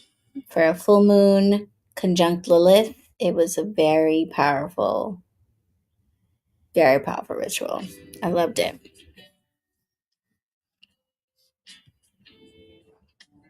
No, I haven't, Alaran. Getting wax out of my ears? No, definitely satisfying, but I can't say I've ever been aroused by that. Yes, the liftoff. Liftoff is my first blend ever. It has a very special place in my witchy little heart. It's the first blend I ever created back when I was on Etsy and BronxWitch was just getting started, and I only had one smoke blend and one tea. And Liftoff it had a different name. It was called Psychic Vision Blend. But yeah, mullein, mugwort, blue lotus, and dream herb, which is Kalia Zakatachichi. Absolutely loved it. And yeah, it's still with us.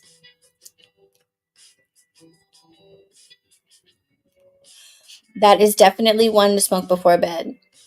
It will definitely have your dreams poppin'. Will heighten the clarity of them as well as your ability to remember them. Ginger lemonade kombucha. Yum. Did you make it yourself? I used to be, when that brand Synergy came out and they came to Whole Foods back in the day, I used to be big on the kombucha. I would go and they had like a sale that they would usually run. They were like two for $8 or something like that. Still pricey, but they were like a sale, and I would go and rack up on the kombucha. Drank way too much of that stuff.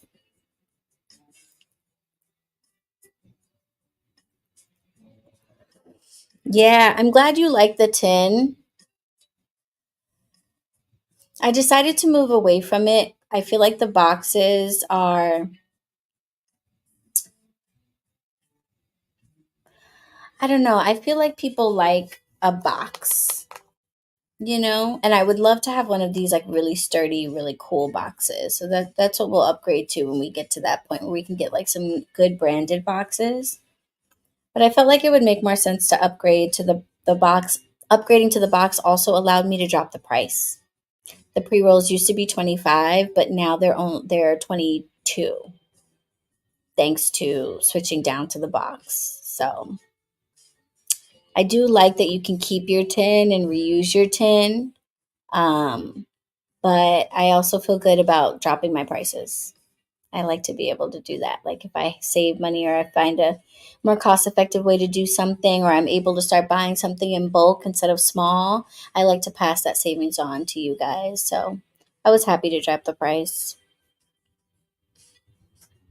Maybe I'll do like a limited edition in the tins. So if people want to pay a little bit more and get the tin, they can. Yes, yes, I had my spiritual bath too. I'm going to share that with you guys. Flavor coffee and burning aphrodisia. Is that aphrodisia that you got in the shop? Yeah, I'm honored. I hope so.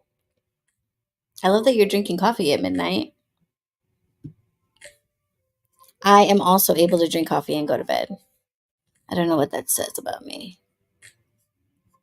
A wise witch told me that it means I might have ADHD, which I might. Not gonna lie, got a lot of the symptoms. You like the aesthetic of my short? Thank you. I'm gonna show you guys a little longer version. Kitty, please don't come over here licking yourself. It's so gross.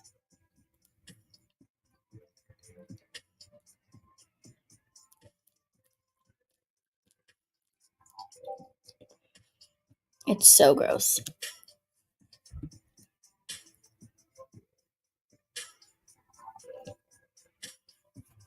Really? I know. I have, let me tell you, I'm like 8 out of the 10 of the top symptoms. The thing is, I don't have the hyperactivity and compulsivity that is often associated with it. But what I've been learning in my research, because I was like, I don't think I have ADHD. I think I have like ADD. Is that not a thing anymore? And then I learned, no, it's not a thing anymore. They changed it. So there's no such thing as ADD anymore. It's all ADHD, and then there's different types. And so I think I have the one that's called like lack of focus or hyper focus ADHD or something like that. So compulsivity and like impulsive impulsive like extra energy is not my issue. My issue is an inability to focus, but like a severe inability, which is why the Magic Mind has been helping me so much.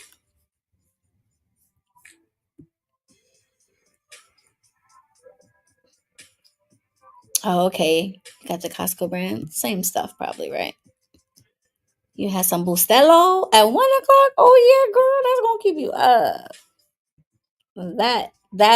That's a coffee I wouldn't drink too close to bed. Even though I generally could, that is definitely a strong coffee.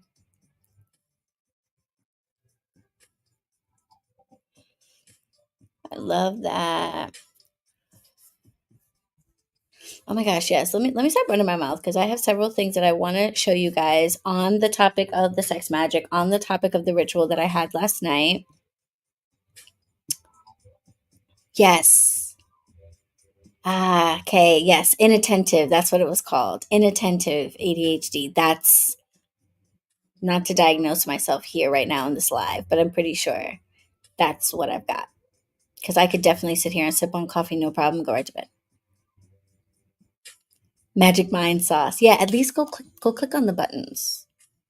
Go click on the button so their analytics are like, oh my god, this BronxWitch chick is popping. People are clicking. Go in the description box, click on my link, click on the buttons. Just go look at it.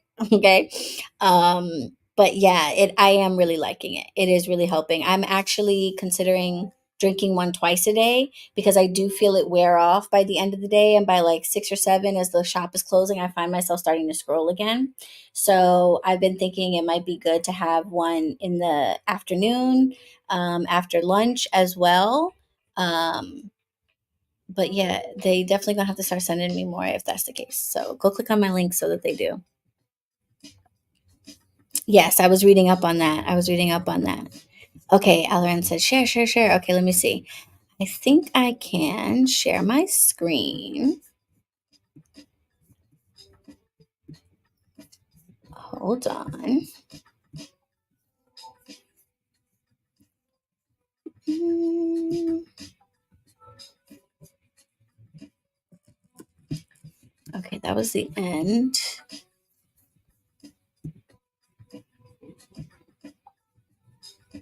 Okay, so this is how it started. Let's see.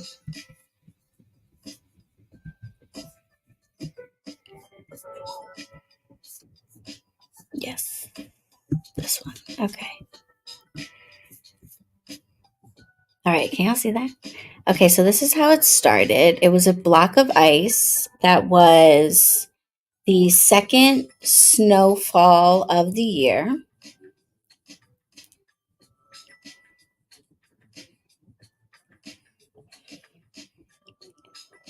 And that incense is dragon's blood. And those flowers are from one of my altars with one of my spirits that is very much associated with fire and like creatures of fire, like snakes and dragons. The green leaves are from a plant called witch's herb. It's a type of calancho that I grow in my apartment. And I like to add witch's herb to a lot of things.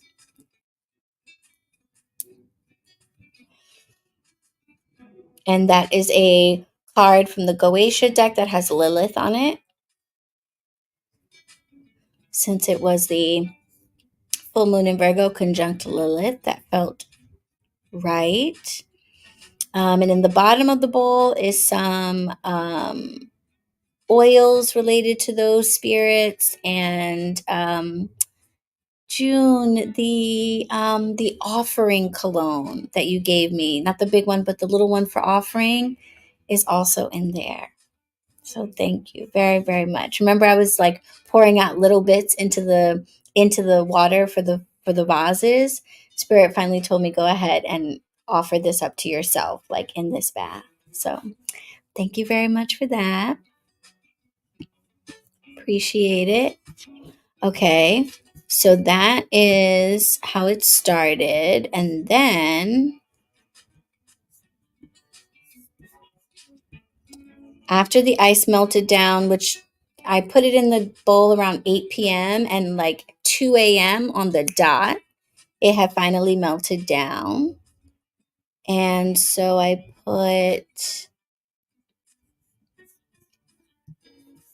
a figure candle that I dressed. Hold on, where's that screen on my thing?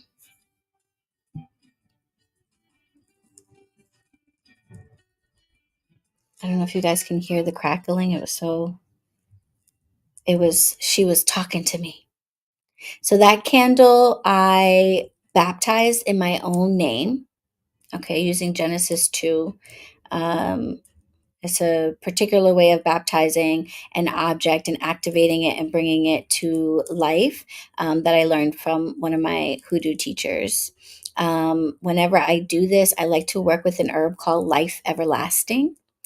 My mom told me that my grandmother would go out into the woods and pick it anytime they were sick and make a really strong but really disgusting tea out of it. So I always feel a very deep ancestral connection to it, but also it's called Life Everlasting. So what you can't see, you can see some of the flowers on the candle. What you can't see is the back of the candle. I have basically like packed the back with a bunch of Life Everlasting and breathed into it, baptized it, and used some of my own bodily fluids to bring this candle to life as me in this bath. And I added my rose quartz crystal to the bath for the healing energy, but also to let the crystal kind of carry on this bath every time I use it. So, working that sex magic, bringing the energy all together. Okay. Then next, let's see. Hey, Nuri, welcome. Hey. I'm so glad you're here.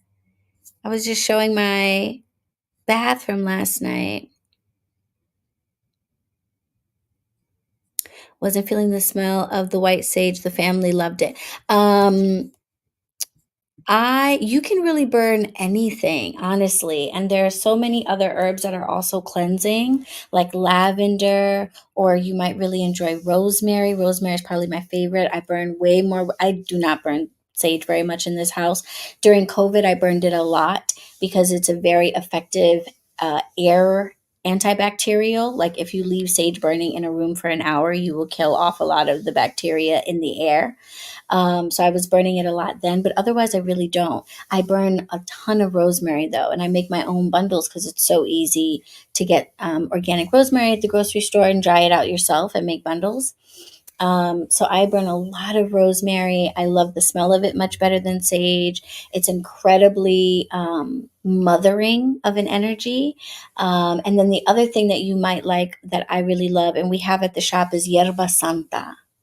And she's a very like thick resinous bush that has a very interesting smell. But something that I have learned about working with her is if you have crossroads spirits, if you have spirits that like to usher people energy from this world into the next, if you connect deeply with the dead and with the crossroads in general, you tend to really enjoy Yerba Santa. So, because of the spirits that walk with me, I really love it. And I didn't know I loved it until someone gifted it to me, and I was like, "What is this?" And they thought it was sage because they're like witch adjacent. They support my witchiness, so they will buy me witchy things, but they don't really do a lot of witching unless I like make something for them.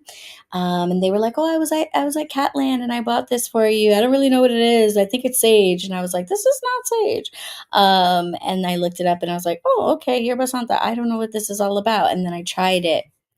Love it. That's actually literally what's right here. This is the bundle from the staycation. I'm still burning that.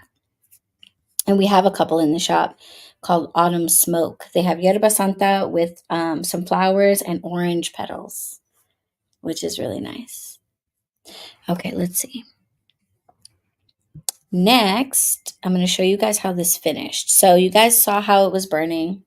Very interesting because I'm calling on my spirits that relate to snakes and dragons, and the way that the candle opened up. And at one point was literally, you heard how it was crackling. At one point, it literally was just going and hissing like a snake. So like that snake dragon energy really came through in the candle, which was really cool. And then in the Goetia book, for the Goetia deck, there is a quote about, I think it was Dion Fortune, that said that manifestation requires a division of the one into the two. And that's what doing shadow work and working with your dark side is.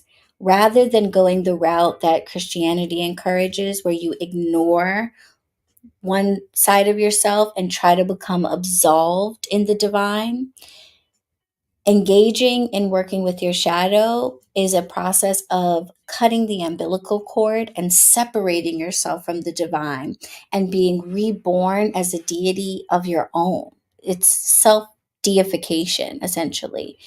And I thought that was really powerful and it really resonated with me. So it was really cool when this happened with the candles. I kind of dozed off. I tend to nurse my candles. I light them at night. I do a lot of magic with fire sign, and I'm a night owl. I do a lot of magic at night, and I will light them, and then I lay in bed and I kind of just watch them. Or if I'm doing my work at my candle that's in my living room, I'll sleep on the couch, and I just sort of like watch them, and I'll go in and out of sleep, and I'll have dreams, and I'll be like half awake, watching them partially for safety, but partially for messages, and it's like a whole thing. So when I do work at night, Nuri can tell you, we're supposed to open at 11. I did not show up until 11:05 at the shop. Luckily, there were like no customers waiting or anything like that. But I was so tired because I was up all night nursing these candles. But that one splits into two was very interesting and very powerful for me. And then check out what happened at about 5 in the morning. I think it was like 5:55. And I was like, okay, that's interesting because there is just one wick in this candle. So what is happening and how are they so far apart from each other? Like as if there's two separate wicks. Like what is going on?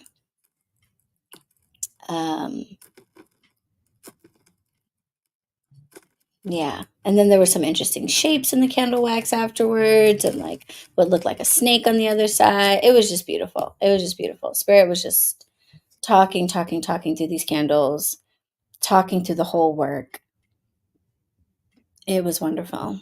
It's a really good feeling when you're casting something or when you're doing a ritual and you can, what's happening in the spell itself or what's happening with what you're doing is echoing what you're calling for. Because it's like immediate confirmation, which is really nice. Really, really nice. So yes, that was my ritual. If you guys had any full moon rituals or things that you did, if you didn't this time, that's okay. But if you're a coven witch, definitely feel free to share them in the feed if you feel comfortable sharing your work or if you just want to, connect with people. Because I enjoy sharing my work with you guys, which I've been doing a lot more lately. I feel like it's witches helping witches. The feedback I get, hopefully what I share is helpful in some ways for you guys. And I like it. I like it. So feel free to do so in the feed. You can share videos, images, and files. Good night, Sabrina.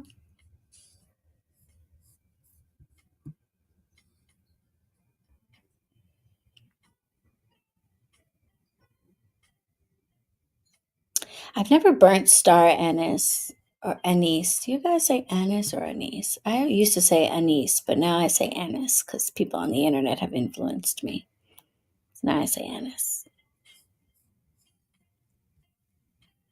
Yeah, I'm glad you guys got to see each other and get your graduation gifts.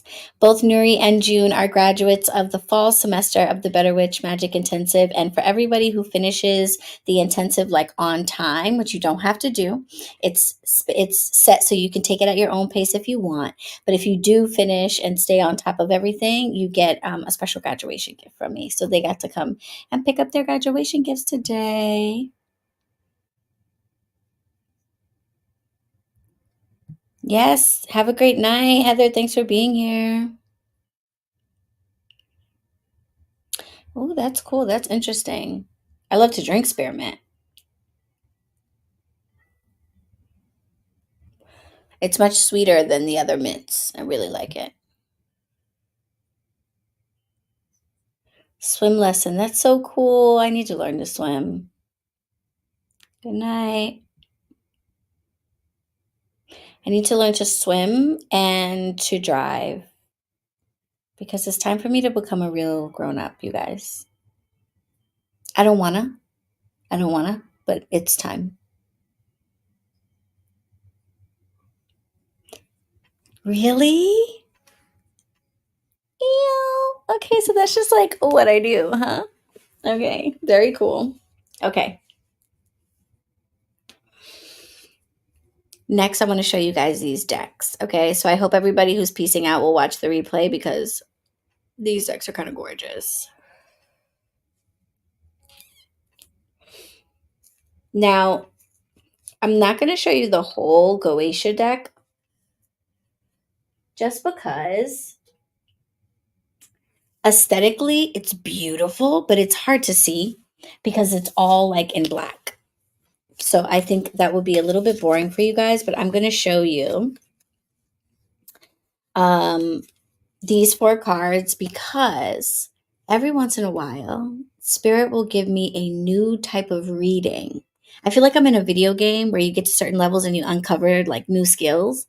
So, throughout the course of my life as a tarot reader, Spirit has revealed to me new spreads or certain types of readings that they've kind of like taught me how to do that after a while I get the feeling or I get the okay that I can share with the public. Last year, that was spirit guide readings. If you've never gotten a spirit guide reading from me, check out my virtual readings. Choose spirit guide reading as your option. And what we do in that reading is we actually identify one of your guides. And it's not like they come through like, hey, my name is Bob. But basically, I'm able to in tune and psychically point out things about what they look like, what their energy is like, how long they've been around on the earth, were they ever a human, what's their relationship to God? Where do they live? How will you access them? What offering should you give them? So, in my own journey of connecting with a new guide, I got taught this type of reading. And then, after they taught me the type of reading, they gave me the okay to start offering it. I think that's what's going to happen with this one. And this is a shadow work reading. And they've given me 4 questions to ask and are teaching me how to interpret the answers that come with them. And so potentially I might be able to give you guys shadow work readings, which will help you to identify what your, where you are in the map of human interaction with the world, what traumas, obstacles, etc. from your past are hindering you right now, which is the shadow, how what that's going to mean for your future, what your future desires are and how they're related, and then how you can create a dialogue with your shadow self so that you can utilize allow it to help you rather than hinder you. So those are the 4 questions that they've identified for me. So I'll show you the cards that I pulled for myself just to give you an idea of the dramatic artistry of the deck. I don't know if it's blurry, but this is the Strength card.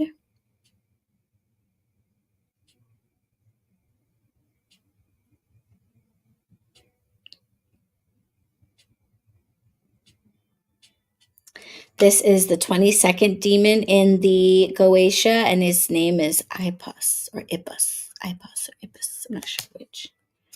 Okay, then my next question was, what is hindering me? What are my past traumas or obstacles that I need to work through? And I pulled this card in the reverse, but this is in the tarot would be the Page of Cups. It's like a stag with cups hanging all off of it. And this demon is the 34th in the Goetia, Furfur. Okay, and then my future, this was really interesting to me because I was like, wait a minute, this isn't a demon at all. I don't think, but I guess it is because it's number 74. So I guess there's a demon in the Goetia that's just the vessel, which would relate to the Ace of Cups, which is really cool. I was like, whoa, okay, cool. This also came in the reverse. I was like, okay, Ace of Cups reverse, interesting. And then the final question is, how do you establish communication with your shadow side? And take a look at that and check out the bottom. 2-headed dragon surrounded with candles. So, needless to say, I think my ritual was very effective in establishing communication, as I literally saw the 2 dragons emerge from my candle.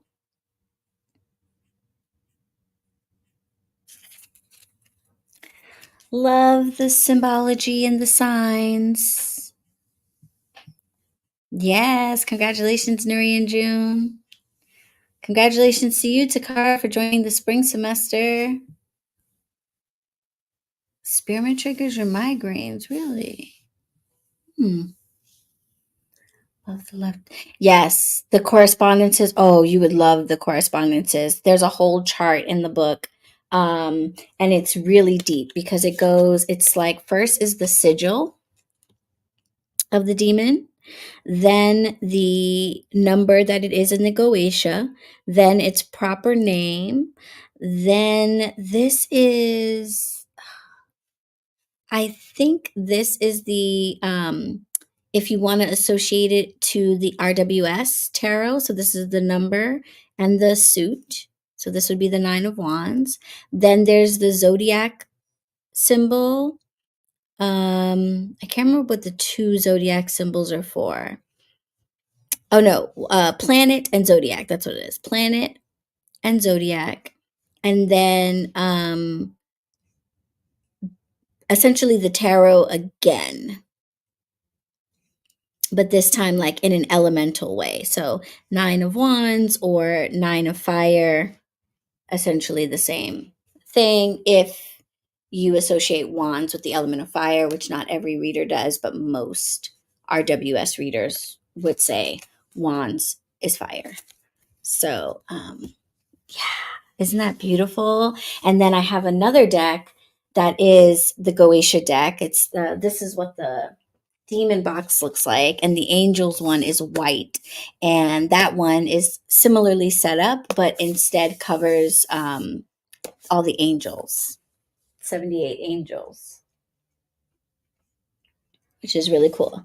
But I'm on this shadow work journey, so we're fucking with the demons right now. Yeah, the strength card is beautiful. They're all really beautiful. The Lilith and the Belial cards are right over there, and I'm just the tiniest bit too lazy to go get them, but very beautiful. Very beautiful.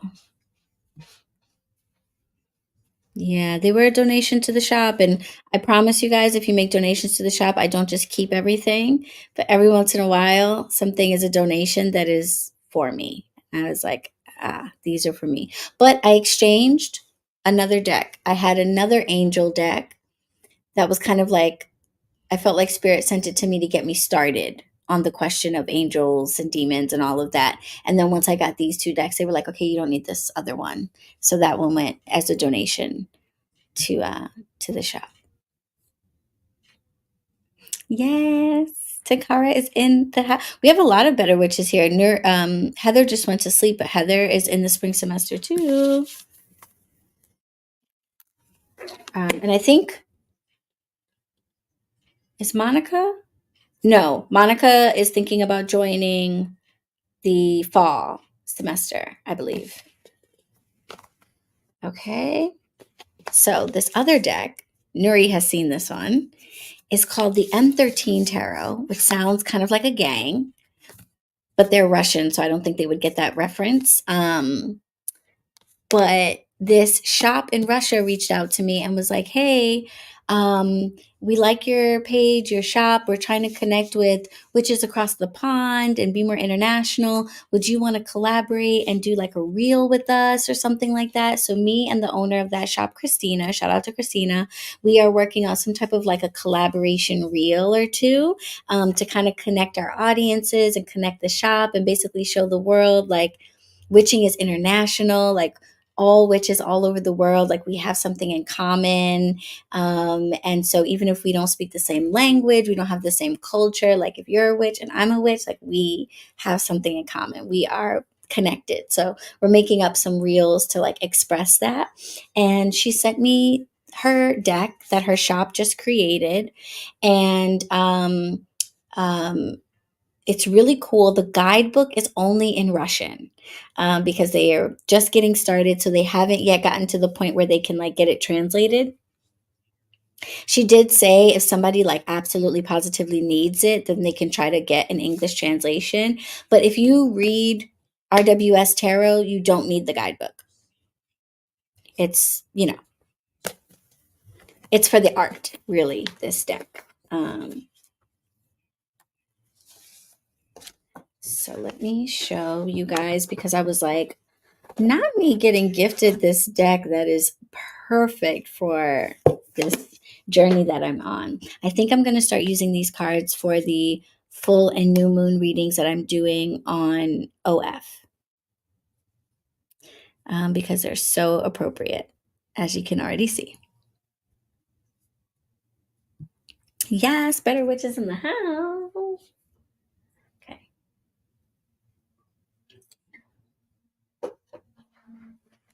Okay. I don't know if I'm going to show you all of them. I feel like it's been years since I've done a flip through video, so I might want to do a flip through video. Okay. Try to get a better angle so there's not so much glare. First of all, red gilded edges. Oh, sexy.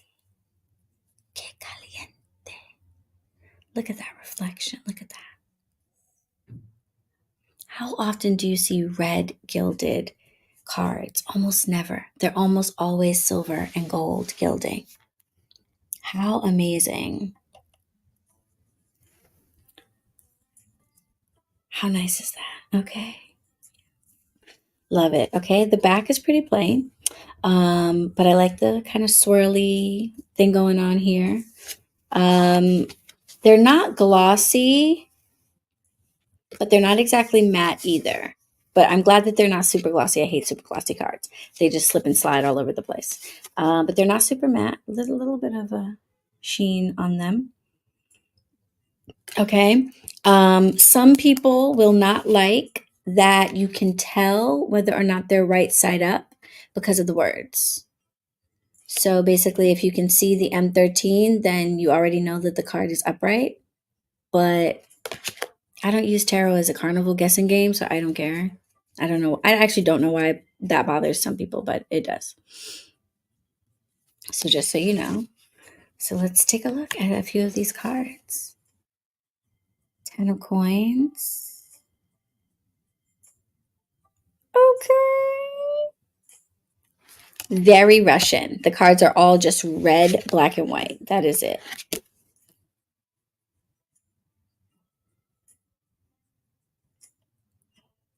Ten of Cups. A little bit of submission action.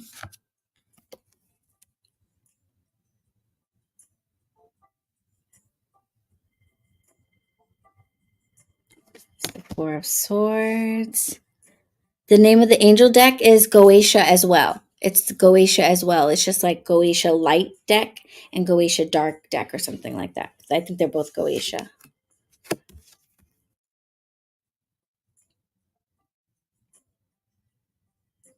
Me and Nuri were talking about the swords were like the only few cards that were very like mild. We can't read the guidebook because it's in Russian, so we don't know why, but that was kind of interesting. But check this out, guys. This might be one of my favorites. No, this is definitely one of my favorites. It might be my favorite. Check about the Three of Coins. Yeah, they're definitely not going to let me monetize this video. I'm going to have to, y'all send me super chats because I'm not going to be able to make any ad money off this video at all. So send me super chats and super thanks on this one, okay? Because I can guarantee you I'm not going to make a dime off of this video. Hey, Diana, welcome. Yeah, it's all red, white, and black. All red, white, and black. Diana, if you want to see your comments on the screen, you want to get in the room, the link is inside of the Coven community, okay? I think you're a Coven community member now. So you can go to the events tab and join the StreamYard. You can definitely still watch on YouTube, but I'm paying less attention to those comments. Look at that, 8 of Cups. I don't know what's going on there. Some stuff went down. But she's by herself too, so it might be.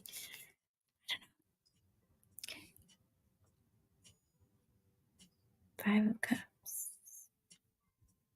I really like this for some reason.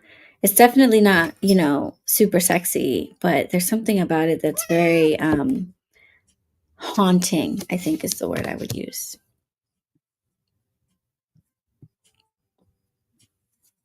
We all see that. YouTube sees that too. That's why I'm not going to make no money on this video. Ma'am, why do you keep coming around when we are being inappropriate? Cover your eyes. Ace of Wands, a little bullet action. Not every day that you see a tarot card with a vibrator. Okay. Also, Christina didn't give me any heads up whatsoever that this was the vibe of the deck. We were busy talking about like, oh, our shops are going to collaborate and like we're going to, do a reel. And she's like, yeah, we created our own deck. We're going to share it with you, and then you can put the deck in the reel and blah, blah, blah. She did not mention the theme of the deck at all. So I don't know if like in Russia this is just everyday stuff. It like didn't even occur to her to mention, because she definitely said not a word. And then I opened it and I was like, oh, okay. Yeah, exactly. That's what I said. I said, okay. There's that toy box. Surprise spicy deck. Yep. I was like, oh, okay. Ba ba boom. Yeah. Okay, now this one. Oh, all right. I know I said that what was it? The Three of Cups might be my favorite. This is definitely top three. Because I feel like if I were gonna redo my logo, my BronxWitch logo with my hat, with the era that I'm in right now, it would be something like this. Okay. I also like that the moon is masculine in this, because I feel like in a lot of spiritual stuff, yeah, ma'am, and tarot stuff, the moon is feminine. Yes. I don't have time for that. This one's very on theme for me right now.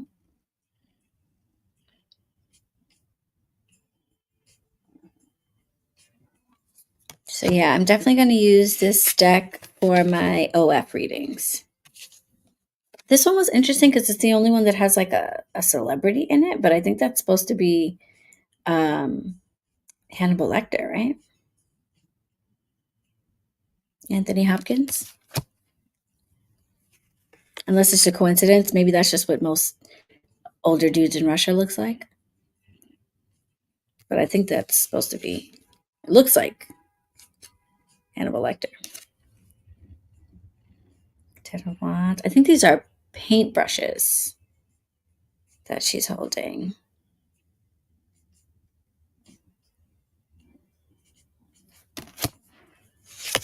Okay. This one's just kind of cute. It's just wands, like magic wands. A little more obvi. Six of Wands on her horse.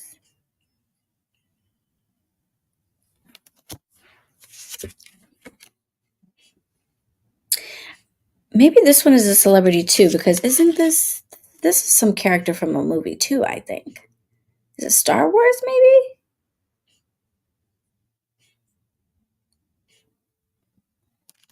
This might be that chick from Star Wars. The Hierophant, good old Baphomet. Okay. So yeah, I was not expecting. I was like, okay. You guys know I'm the World card in the Key Tarot, so I always have a soft spot for the World card. Here's the World, just being all worldly and whatnot.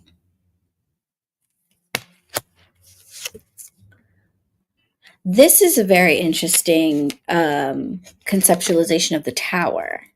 I don't know that I can't really think of a deck off the top of my head where the Tower is depicted as people, as opposed to like a building maybe involving people, but for the Tower to just be these two figures, these two what seem to be like submissive figures, kind of reading into their collars and the way they're responding to each other and the hands around them. I was like, that's interesting. I want to give some more thought to that. Again, without the guidebook, it's like it's definitely an intuitive journey. This is one of the few cards that doesn't use just red, white, and black. Very interesting choice. But she's in like gold latex. This is the Devil.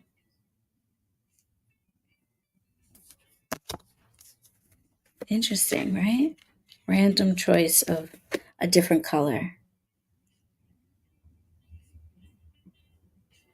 So these are really cool. I'm definitely going to be using them on my OF because I was like doing readings over there and just using regular cards. And I was like, my current cards don't really capture the spice of the spicy content.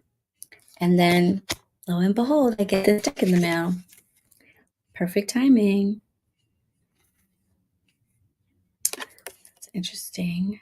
Knight of Wands that he's stabbed in the back. That's kind of wild. So instead of doing the stabbing, he's stabbed in the back. This just made me think of, remember that movie with J-Lo, The Cell? She was like going in people's minds and it was like crazy shit going on in there. For some reason, that just made me think of that. Let's see. Let me find a couple more fun ones. So I'm not going to go through the whole deck because I might make a longer video. That's creepy. The Nine of Wands. But I'll see if there are a few more. We have to have a stripper somewhere in here. It's the Page of Wands. So I'll show you guys a few more. Oh, this is something that Nuri and I were talking about. All of the kings. Most of the figures in this deck are female figures. The kings, though, oh my God. Daddy energy. Oh, yes. King of Swords. Okay.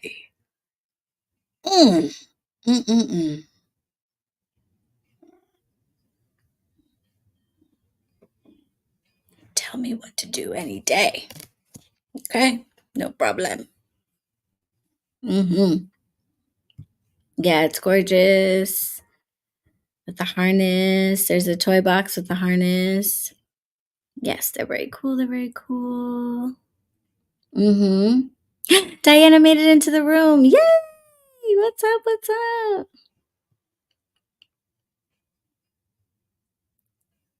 Yes, they are hidden. They are. Okay, yeah, let me see. I'll find a couple more kings. Oh, I guess there are movie references because isn't this like The Mandalorian?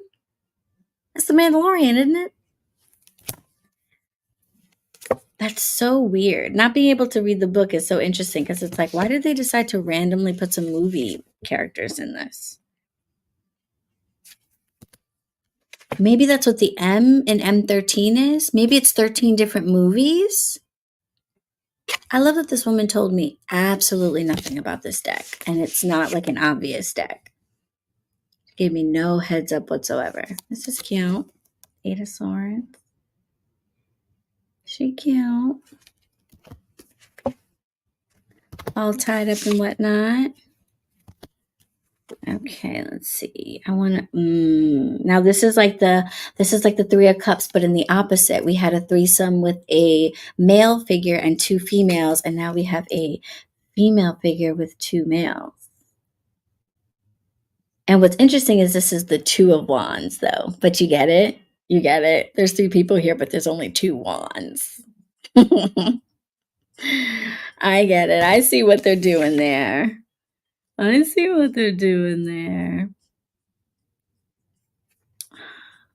interesting. The Three of Wands is like pleasuring herself on light poles. She's like giant. The Russian sensibility is different. You know what I'm saying? All right, let's see. I'm going to find a few more. I mean, they're all so gorgeous, but I don't want to spoil them. Oh, this is cool. Shout out to some inclusivity. Look at this. She's got like arm braces. The Five of Coins. I like that. She's still a hot tamale, you know what I'm saying? But she's got her arm braces. That's just gorgeous. Let's see if I can find a few more kings. Because those were, gangsta. Love that. Yes. I would wear that. Okay, here's another king.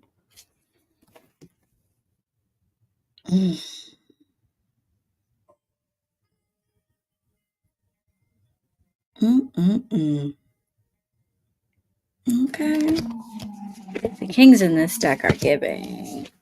I mean, the female characters are all beautiful. They're all absolutely gorgeous. But these kings are intense. Is that like an Alice of Wonderland reference?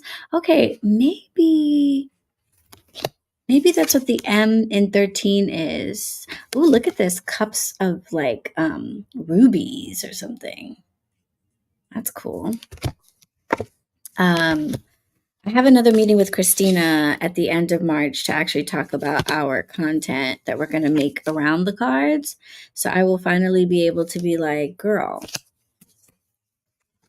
you want to break down the theme of this? Oh, this is cool. He's like a barista. And I was like, wow, that's pretty basic. But then I noticed his tail. So he's like a demon barista.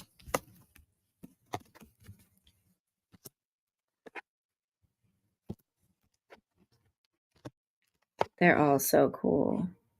Another one that randomly has that brown gold color. The sun.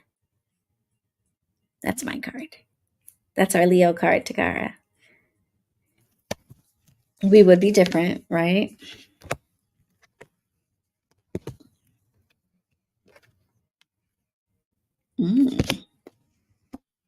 Here's our other Leo card, strength. Speaking of feet, I was talking about feet stuff early on. I would love to have somebody paint my toenails, like someone that I was intimate with, like give me a manicure or wash my hair, like any of those like self-care things. It would be really nice to have someone do that for you. I've never had that experience.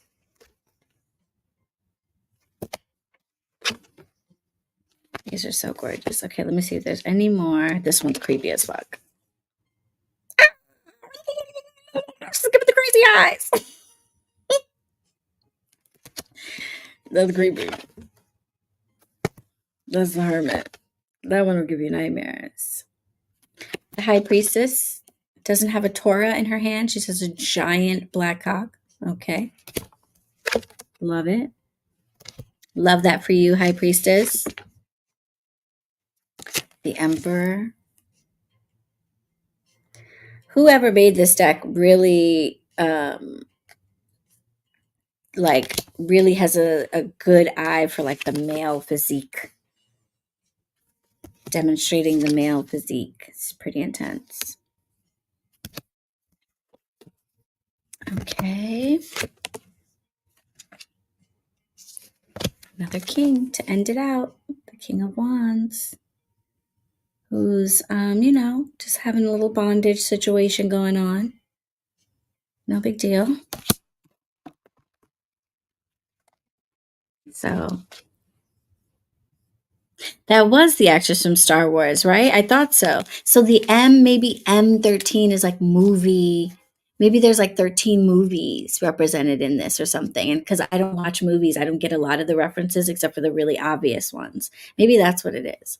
But I'm definitely going to have to ask her, like, girl, can you break down what is it? Because they made this deck. So she should know, like, what the themes are and what everything means. I'm gonna be like, girl.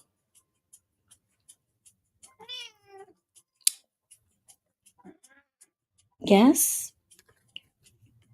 Gosh, it is not all about you, ma'am. Putin could only wish. Putin could never. Putin could never.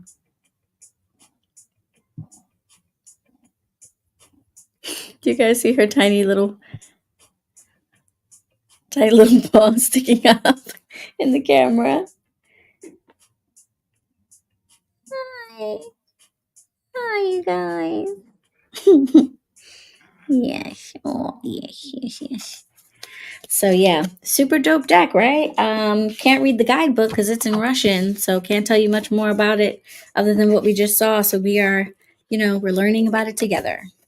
I might do a flip through video if I can find the time. I've been really proud of myself making that last video. I have another one working for you guys because I have cast a spell from start to finish and managed to record all of it. So I'm going to actually show you guys the beginning of me creating a spell, casting it, and then the results coming to be.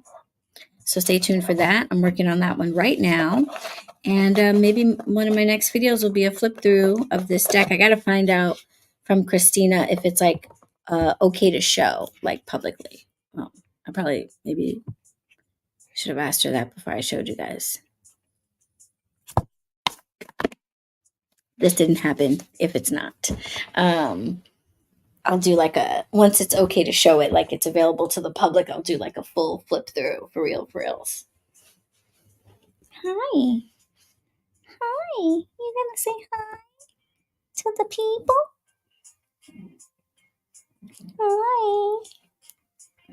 Yes. Oh, to be a kitty. What a nice life. What a nice life. You just do a lot of nothing. Yeah. It's a lot of this. Oh, what a sweet kitty.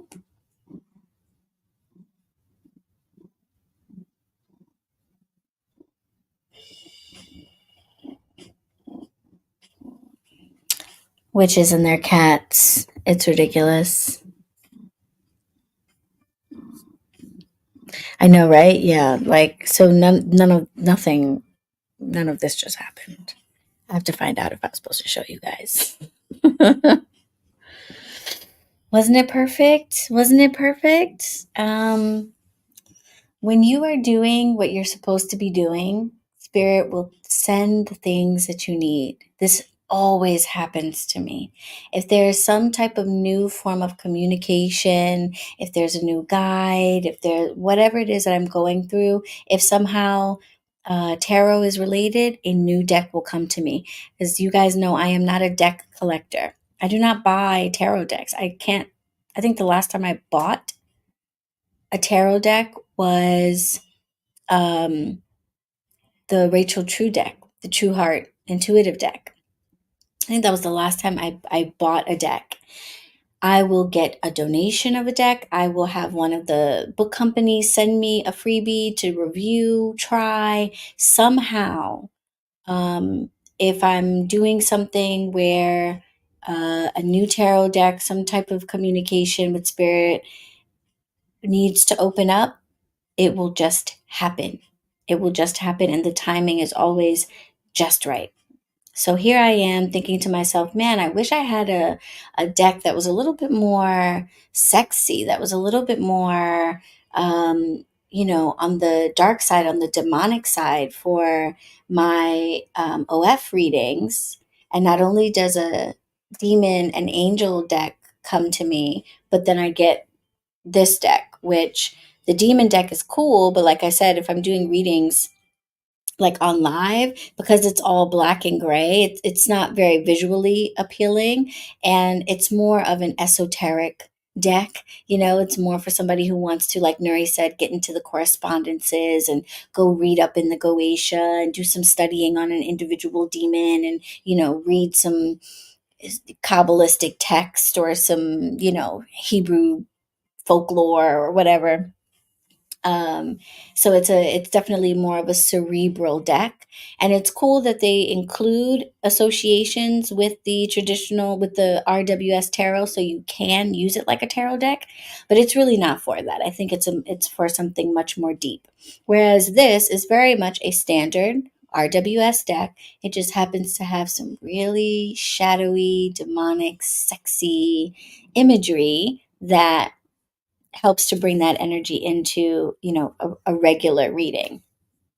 So I'm excited to use those specifically for my OF readings, which, if you guys are curious, I'm doing new moon and full moon readings for the zodiacs the way I used to do here, but I'm doing them over there.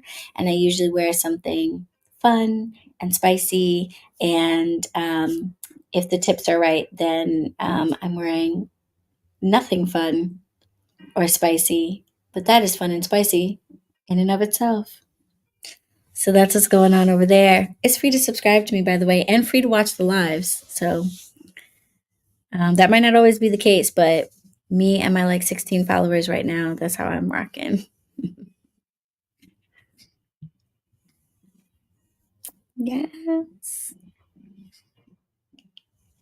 Thank you. Thank you. We'll just keep it between you, me, the other 15 witches in here, and potentially hundreds of people on YouTube that tune in to the replay. Just us.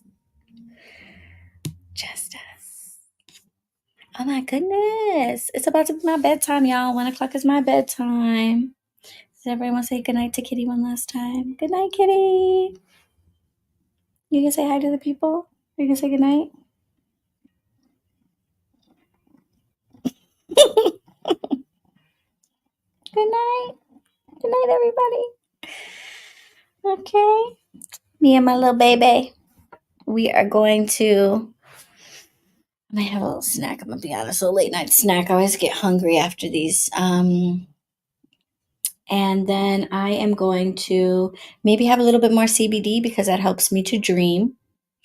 And I think I pulled these cards for myself, but I haven't had time to journal about them and really dive into them. So I think I might sit here and journal about this. And I might also put my fire and ice bath recipe and the details of the ritual into my book of shadows before too many days pass and I forget what I put in the damn bath.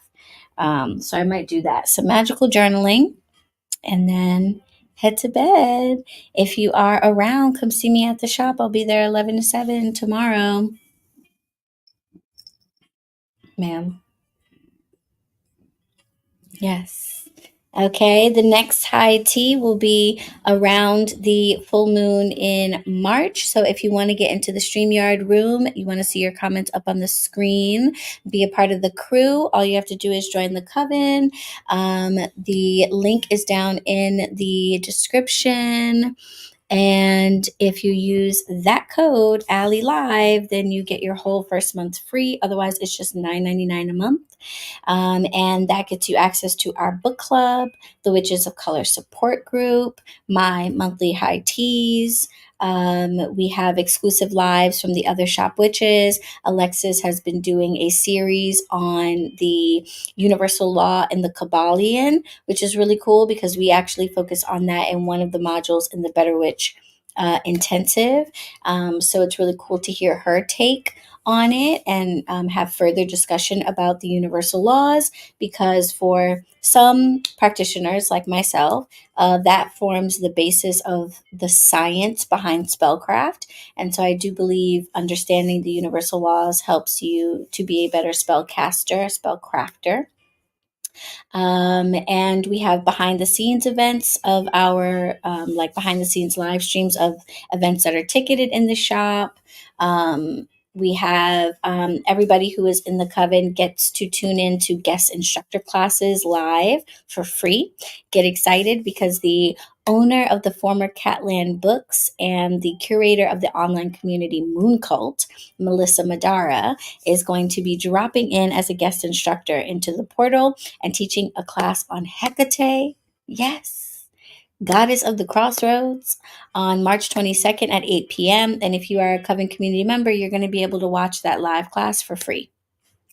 Everybody else will register and pay for the class. So lots of benefits to being in the Coven community. Definitely super, super worth it. And if you use my code Ali Live, then you get the first month for free. So you can check it out, see how you feel. And I will see you guys in the next live. Okay? Good night. Good night, June. Good night, Nisi. Good night, Diana. Happy full moon, everybody. Good night. Oh, that was Steep Elevation, I believe, is the name of it. She was a vendor at one of our tea and tarots at Steep Elevation. Okay. Good night. Night, night, night, everybody. I think Kitty just farted. Good night, you guys. Thanks for being here. Blessed be.